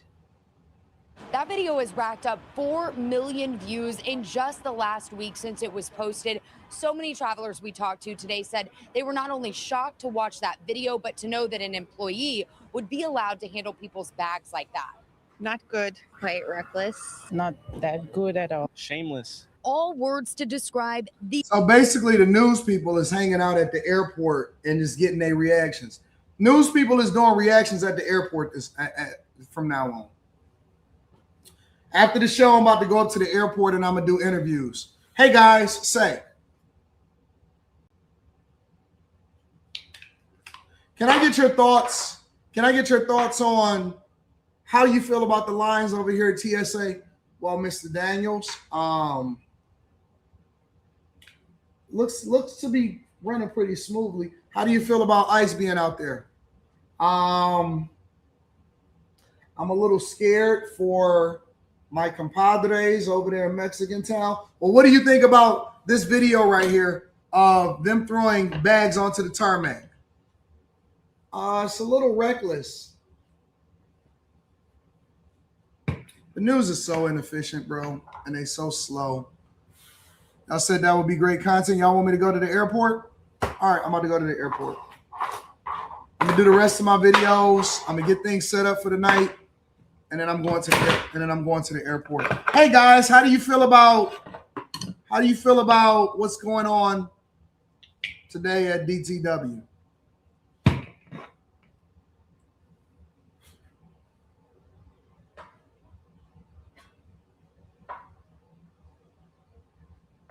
You said, get that stick out of my face. Don't say it like that. You used to it. You know you're used to that stick being in your face.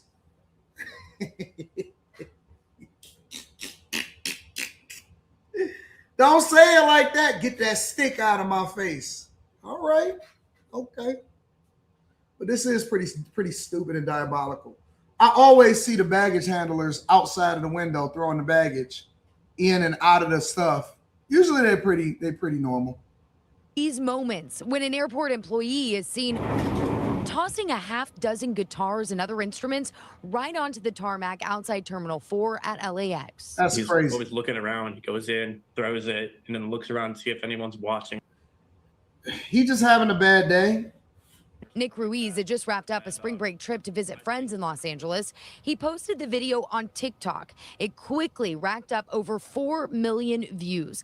Angry comments calling out what many describe as disrespectful behavior. The manner in which he was just throwing them out the cart really caught my attention. So my instinct was just grab the phone, record it. Travelers we talked to were shocked. I know guitars are expensive in the first place, but imagine if that was like something delicate or like your pet. It's your investment too, and somebody just completely discarding that. Considering the mess at airports across the country, people were frustrated to learn of yet another thing flyers might have to worry about if they choose to travel by plane. That's crazy. I can tell by looking at the damage to the corners of my suitcase. So I know they toss them around for sure. American Airlines controls all the gates at Terminal 4, but it's unclear if the employee worked for the airline or a contract company that handles baggage. His demeanor is definitely like careless.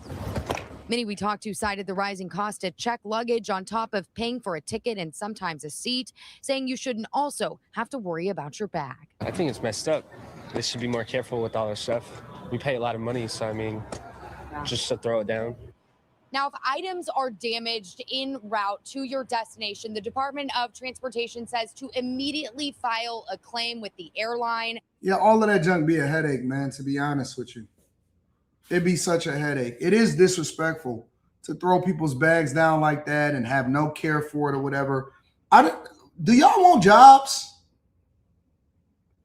Do y'all care about jobs? Do y'all care about the job that you do or anything like that? Or do y'all just be like, nah, we don't care. We're going to do whatever we want to do, and that's just going to be the end of it.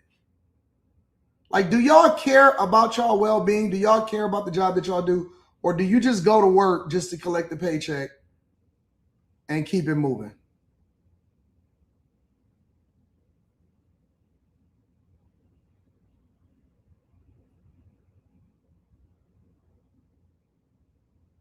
Every job that I've ever been to and that I've been at, I just did a good job because that's just what I do. I try to do a good job at everything that I do. Like, because it's just in me. I'm not going to slack off on anything. Make sure y'all hit a like for the algorithm, subscribe to the channel, and turn on your notifications. Afternoon, my friend. What's up, Chad? I know you're going to derail when someone says something goofy in the comments. But you know why that's bad, though? Just a brown girl in America is because people come in to try to get me to derail. And that's when I ignore it. I ignore it when people come in and I know that they're purposely trying to get me to say something because it's not normal. It's not natural. You know what I'm saying? The only time that I derail is because I think that somebody organically says something that I disagree with, and then I'll go in and start doing my thing. When I know people, like, because I can see the same people every day, I kind of see how they are. And I know their names, and so I just kind of just brush them out the way and ignore them and let them do their thing in the chat. But when people purposely try to get me off my square, then I'm like, that's corny. Like, they just doing it to try to get a rise. You know, but then when somebody says something real, and I'll be like, oh, you know, then sometimes I'll pick and choose that one and again go from there. You know what I'm saying? So that's the difference. Nightcap, Joe Budden Podcast, Ack, and You is all I watch. That's love. And Cam. Cam is pretty good. I heard he had J. Cole on the platform. Michael Armstrong says Anton Daniels is the character Dutch and Predator saying bleed bastard to his enemies. I love everybody. Keon says perfect justification to own a private jet. You know what I want to do?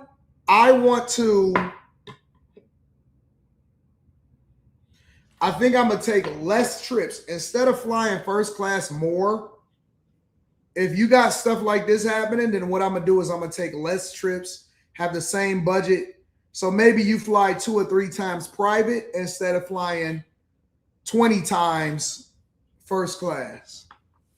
And then you just pick the meaningful trips to roll on. You know what I'm saying? Like, why even deal with the foolishness? I would rather do 2 or 3 times first class in a whole year. I mean, private in a whole year than fly 15, 20 times first class. Because I don't even care about flying like that anyway. I just want to get to my I just want to get to my destinations.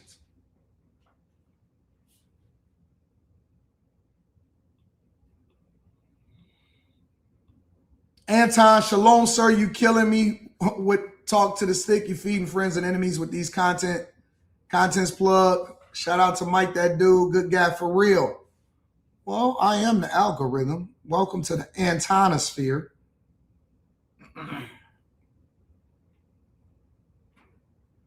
Welcome to the Antonosphere, where we get it in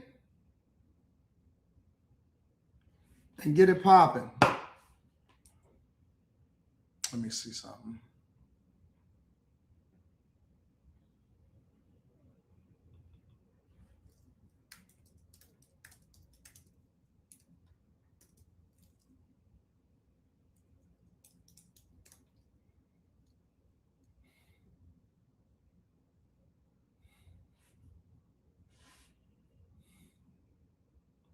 Chicago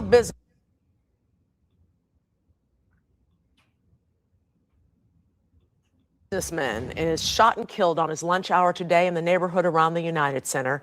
WGN's Andrea Medina is joining us live from outside CPD headquarters. The family had something to say today, didn't they, Andrea? Hi, Micah, they do. And when I spoke with them over the phone, they say that this all played out right outside his office. They're in disbelief, telling me they never imagined this type of violence would touch someone they describe as a respected business owner going about his day. It happened so quickly. All I heard, I did hear the gunshots. Gunfire breaking out in broad daylight on Tuesday, just blocks away from the United Center on the near west side. Police say just before 1 this afternoon, a 67-year-old man was walking near Madison and Levitt Streets when two armed suspects approached him, pulled out guns, and opened fire. The man was struck in the head and taken to Stroger Hospital, where he later died from his injuries. Julie Losh, who lives in a condo building on the same street where the shooting unfolded, says she was home when it happened and within moments started recording on her cell phone, capturing video of first responders racing to save the man's life. It's pretty sad. It was an older man, and that just doesn't need to happen in the middle of the day on a Tuesday. It doesn't need to happen at all. But I mean, it's pretty crazy that in the middle of this, walkway, which I walk all the time, somebody just gets shot. She calls it disheartening to see this kind of violence erupt in the very community she calls home. For hours, police locked down the stretch as flashing lights filled the street and investigators collected evidence. Much of their focus centered around a gray mixed-use building. The family of the 67-year-old victim, too heartbroken to speak on camera, tell us he was a respected business owner and a seasoned professional in the construction industry. They say he was stepping out of his office for lunch when gun violence tragically took his life in an instant. Adding to their grief, the family shares they just laid his mom to rest only last week. The 27th Ward alderman saying the victim was as hopeful about the future of the West Side as anyone, adding in part, he committed his life to helping people, young and old, find their place in our society, teaching people how to be leaders, how to be independent, and most importantly, how to be a good human. At this time, it's not clear what led up to the shooting. CPD says two people are being questioned as they work to piece together exactly what happened. We're live outside CPD. So let me get this straight. He has an office near the United Center. He stepped outside for lunch. This is in Chicago, just to let y'all know. Hey, Don says, this is not why I'm not going back to my family city, Chicago. He stepped outside for lunch, and he never goes back inside to his office. All he did was go outside to have a breath of fresh air and have lunch, and he never made it back inside of his office. Guess who's been MIA lately? Guess who hasn't been speaking to the news lately? Guess who hasn't addressed the crime problem in Chicago?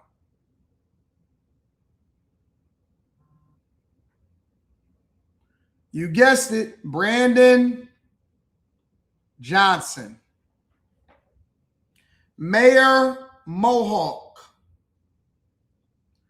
He has not addressed the migrant killing of the Loyola student. He will not address the problem when it comes to violence in the city in the middle of the daytime on a Tuesday.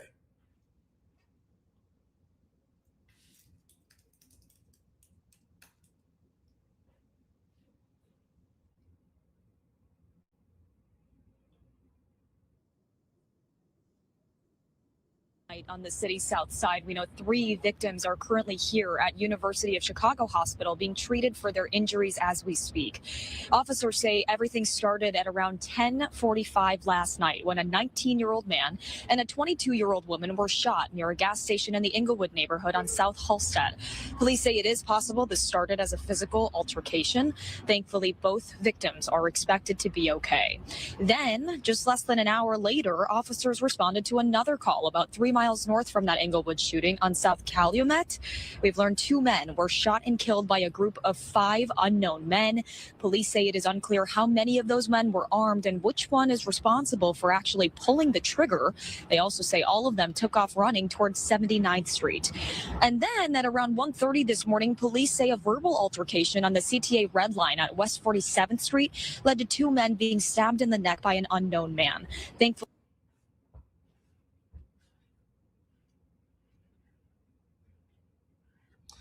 Are y'all praying for the people in Chicago that's still stuck there suffering through this nonsense? I want y'all to know that everything that I'm showing y'all right now has happened within a 24-hour period. The businessman, all of these people getting killed, stabbed, the whole 9 yards. Listen. The reason that I'm telling y'all this is because it's not even warm yet. When it warm up, we know what happened in Chicago. It get bloody. When it warms up in Chicago, people start pulling guns out, knives out. They just start killing everything and anything. We can automatically deduce that there's going to be a drop in the population. Are y'all praying for the people in the Chi-Town?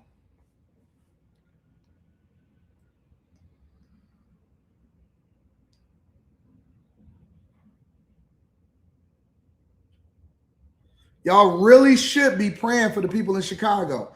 I think it's going to be a very, very, very bloody summer. This has all happened within the last 24 hours. those victims are also expected to recover. But this all comes, guys, as Mayor Brandon Johnson has been in some hot water lately over the recent firings of his staff, specifically the ones who have big roles in keeping Chicagoans safe. The mayor talked about his plan to keep safety at top of mind, especially with summer just around the corner. We are moving to strategically deploy additional safety resources to our trains and buses, including additional patrol hours by our CPD officers and a new partnership with the Cook County Sheriff's Office. As we have sought to address persistent rates of violence on the CTA, we are directing the full force of government towards ensuring Chicagoans can feel safe during their commute. Y'all realize that this guy removed ShotSpotter. I never forgot about that. You realize that he lowered the budget for the amount of officers that they could hire because they don't know how to manage their resources effectively. You realize that he sat there and talked about the importance of investing in schools, but the school system is $734 million in an annual budget deficit, and he's begging the state for more money, and J.B. Pritzker says no. While also losing the Chicago Bears, while also facing steeper property taxes for the city, while more people move out and leave the city than ever before, while y'all pay more in taxes and costs.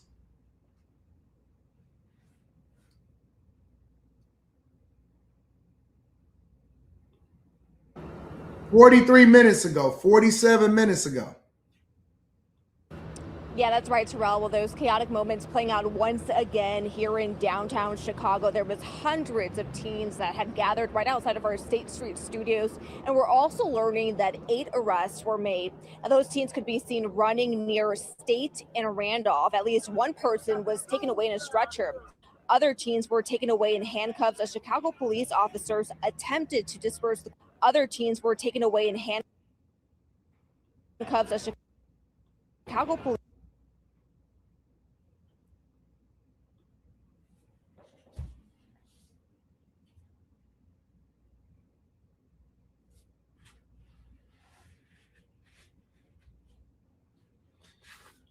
Oh, man. This is so dumb, bro. This is so dumb.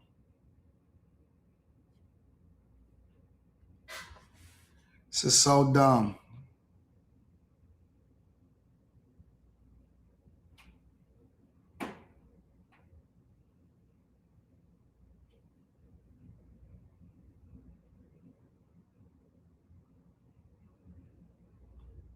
Well, a big police presence last night after a large crowd gathered in the Loop. Our Learn Victory live. She's pretty. For us right now at State and Randolph with a closer look at the incident. Lauren, I know police have been pretty tight-lipped this morning about what happened. What do we know? Hi, Adrena. Well, to give you some perspective where we are, the Macy's is behind me. You've got the Joffrey Ballet, Chicago Theater. It's an area that attracts a lot of people. But last night, police were heard telling a large crowd to go home.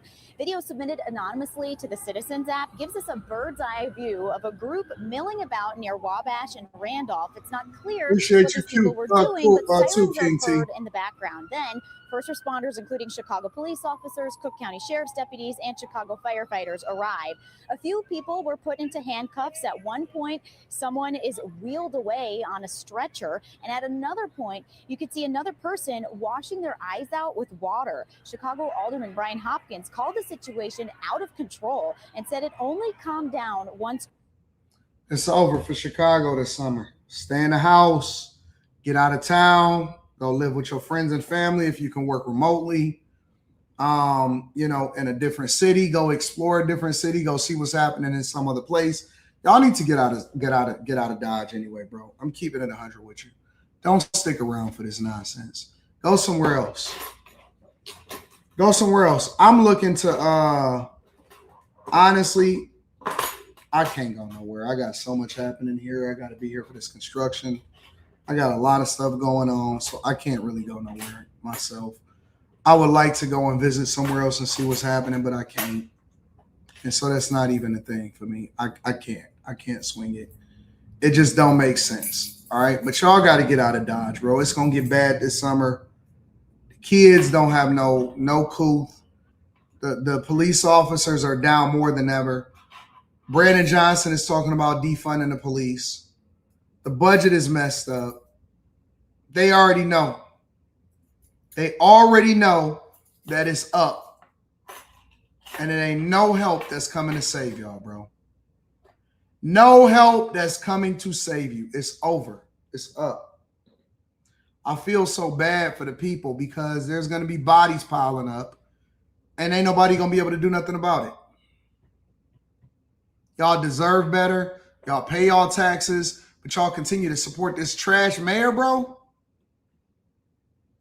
It is, and Chicago deserve better. It's the biggest city in the Midwest. But hey, I guess y'all lost is our gain over here in Detroit. Make sure you guys hit a like for the algorithm, subscribe to the channel, and turn on your notifications. Will you shoot another road trip vlog like Miami? The answer is no, just because I don't road trip no more. When I went down to Miami, the reason that I actually drove and then I flew my family out there to be with me. But the reason that I drove is because I needed a car and I needed to get a whole bunch of stuff there that was going to help me stay there over the next 3 to 4 months during the pandemic. So I packed up and got up out of here, went to Miami, and that was the end of it. I want to share one more thing with y'all before we get up out of here. I thought that this was hilarious, and I think that you guys should find this pretty funny.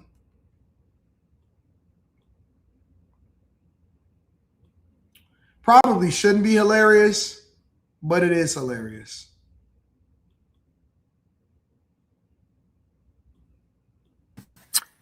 So, I was just fired. And that shit sucks. I've worked at a company called Save Around for almost 9 years. And I have nothing bad whatsoever to say about the company. At all. Save Around is a great company. They do really, really good work. I loved my job. I hate saying that it's loved versus love, but it's in the past now. I can't do anything about that. I have almost no doubt that it was because of the video that I made yesterday. The gentleman that I was referencing, I was being more coy. I don't need to really be coy now because what are they going to do? Fire me twice. Was the man who actually founded the company. And I do have genuine love for the man. I do. My every interaction with him was always pleasant. And I do mourn his passing. I am sad that he is gone. I am happy that he is no longer in pain. But I am sad that he is gone. I also can't forgive who he voted for. You know, and I knew there was a risk when I made the video yesterday that it was going to cost me my job. That it could potentially cost me my job. And I probably shouldn't have made it, but yeah. Hindsight's 20/20. Now the likelihood that one of my employers just simply ran across my video is pretty slim. So somebody on here knows who I am, knows who I am, and knows who I work for. And you cost me my job. You know, I find it funny that he's saying that somebody on them knows him and cost him his job. So it's not you. It's not the fact that you spoke about something that you shouldn't have been talking about on social media. It wasn't the fact that you made a calculated decision to share something that nobody asked you to share whatsoever. It's not the fact that you just described the person that you work for that started the company, said that you've been working there for over 9 years and you love your job, and that the person that you're about to talk about was the founder of the company, and that you had something negative to say about him, despite the fact that every single interaction that you've ever had with him has been pleasant. It's been great. You've had great interactions with them the entire time. You sing his praises. Yet you sit here and think that he deserves he cares about your forgiveness as though he cared anything about what you had to say. So in his passing, you had to say some diabolical stuff. And don't worry, I'm going to show you the second part of the video because I did go back and find the post that he made that ultimately got him fired. But here's my thing. And I've been saying this for a long time, and I've been warning y'all, especially in this culture, in this environment, and in this landscape where people are saying it's difficult to find a job more than ever before. If you have a job, a regular job, I don't care how many views you think you can get. Do not put your well-being and your ability to feed yourself above, I'm going to say it again, the ability to feed yourself. Don't put this other stuff, the internet, above it. Social media is going to have you broke. And he liked this job. He said he liked this job. It's a great company. The person that I worked for was awesome. And you just had to get it off. You had to get it off. You had to say something that nobody asked you about. You could have talked about anything. You could have talked about popular culture. You could have talked about Lotto. You could have talked about Iran. You could have talked about new music being released. You could have talked about anything. When I first got on here and I started making my way, I was very, very, very, even in the infancy and social media being in its infancy, I was very careful not to fumble the bag.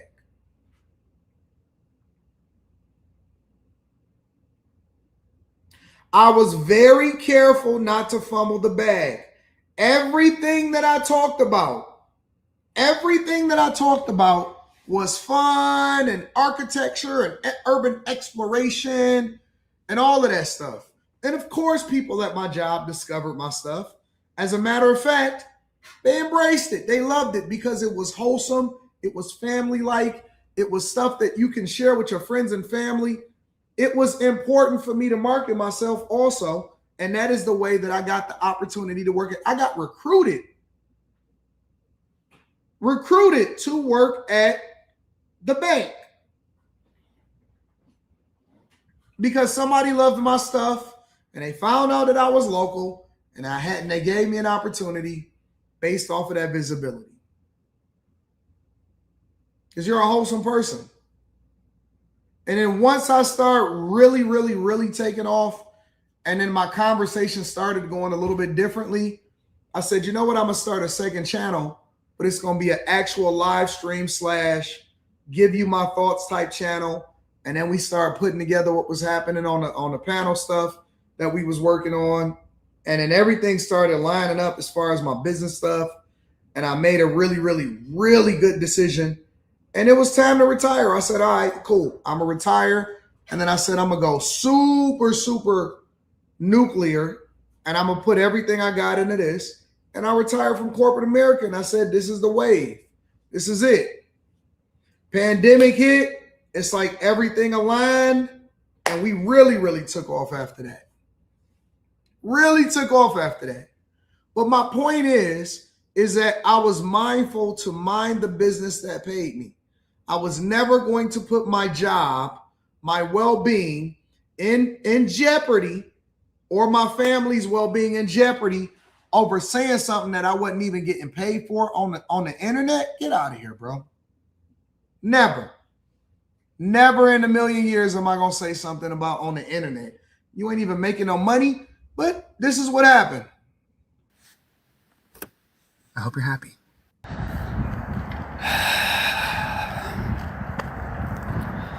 So I just found out that a man that I have known for almost 9 years passed away this morning. He's had cancer, and it's been a rough go, and I am genuinely happy that his pain is over. Like I said, I've known him for 9 years. I used to see him, 3-4 times a week. He was always a nice, kind man. Every interaction I ever had with him was a nice, kind man. And he has seen him and worked for this man that started a company for 9 years, in every single interaction. He said, he didn't say not one time that they have beef. Every single interaction was pleasant. He was kind. He was treated well. Yet here we are making this video about him in his passing. Genuine love for him.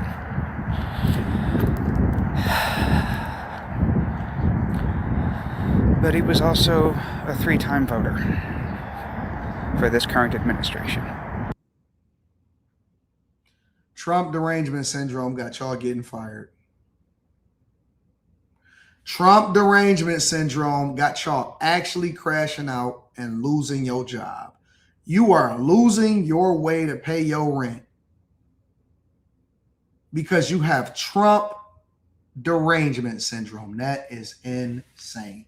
A person that you actually interact with on a daily basis, and you got Trump derangement syndrome, and because you found out that he voted for Trump, you decided to make a video negatively speaking about a man that has treated you well and employed you for the last 9 years and get you fired. That's insane, bro. That is absolutely insane. And that sucks. I didn't realize that he was a MAGA until this past election, because he, would start talking about it afterwards. And it sucks. Because I have struggled to square the nice, kind man that I've known for nearly a decade, and how he could vote for Trump. And it sucks, because there is a part of me that legitimately mourns his passing. But there's also a part of me that can never forgive him for what he's helped create. How in the world are y'all sitting here saying that you can never forgive somebody that's never asked for your forgiveness and what they chose to vote for? Never shorted your paycheck, never treated you bad, always made sure that you had a job, probably gave you raises and promotions, and treated you well when he interacted with you. And you found out through the grapevine that he voted for Trump and he's a Republican, and that's the thing that you then say that you never forgave him for. When did we need your forgiveness? We just want you to do your job and shut up and go home.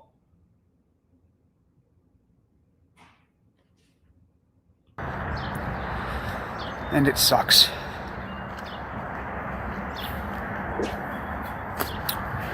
Emotions are complicated. You know, I know that I will feel the same way when my mother passes. She's in her mid-70s now, so I know that she's not going to be around for a whole lot longer, but I can't forgive her. I don't speak to her anymore. For reasons that I'm not going to discuss on this video, I really had no choice in discussing and talking to the gentleman that just passed away. And like with my sister, if she passes before me, it'll be the same. You know, I will mourn the people that I have genuine love for, and I can also never forgive them. So the people that has treated you the best in your life are conservatives. Somebody says, AD, you suggest never talking about politics or religion at work. I suggest you don't talk about nothing except for family, friends. If you can't put it on TBS and talk about it in a general sense, do not. I don't know how many times that I have to tell y'all this. All right. Maybe it'll resonate with you like this. What does it benefit you?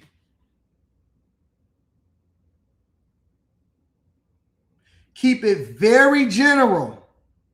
They don't need to know your personal business. They don't need to know how you vote. They don't need to know what your religion is. You are there to do a job. Do your job. Be friendly. Have fun. Say some general stuff. Oh, man. Yeah, man. Did you catch the game last night? It was crazy. Keep it very G, very PG, very slow motion, and stop getting involved with all of the bull. Don't talk about the hoes. Don't talk about this. Don't talk about that. Get your money, man. You are there to do a job, exchange time for services, and go home. I don't know how much more transparent I can be about that. Do your job. Run your bag up. When you get home, work on your businesses, work on your second job, work on your second and third incomes, whatever. Don't even tell them that you got another business. Don't tell them that you're popping on social media. Don't tell them that you're doing this. Don't tell them that you're doing that. Keep it very PG, very general. And do your work and go home. It's not that hard. And when you get on social media, stop talking about your job. Like, don't talk about specifically where you work. You could say the industry. You could say, yo, I work in this space, or I do this, whatever, so on and so forth.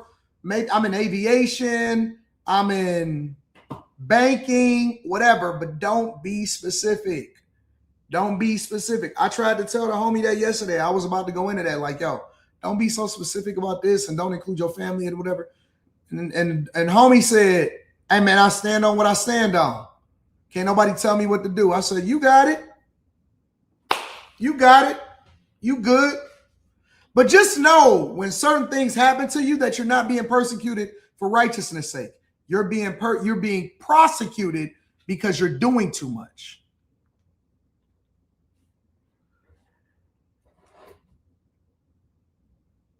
That ain't on behalf of God. You know what I'm saying? Like, now, if people go out of their way to try to, that's a whole nother conversation. But you shouldn't be, man, look. Yes, hotheads. Hotheads.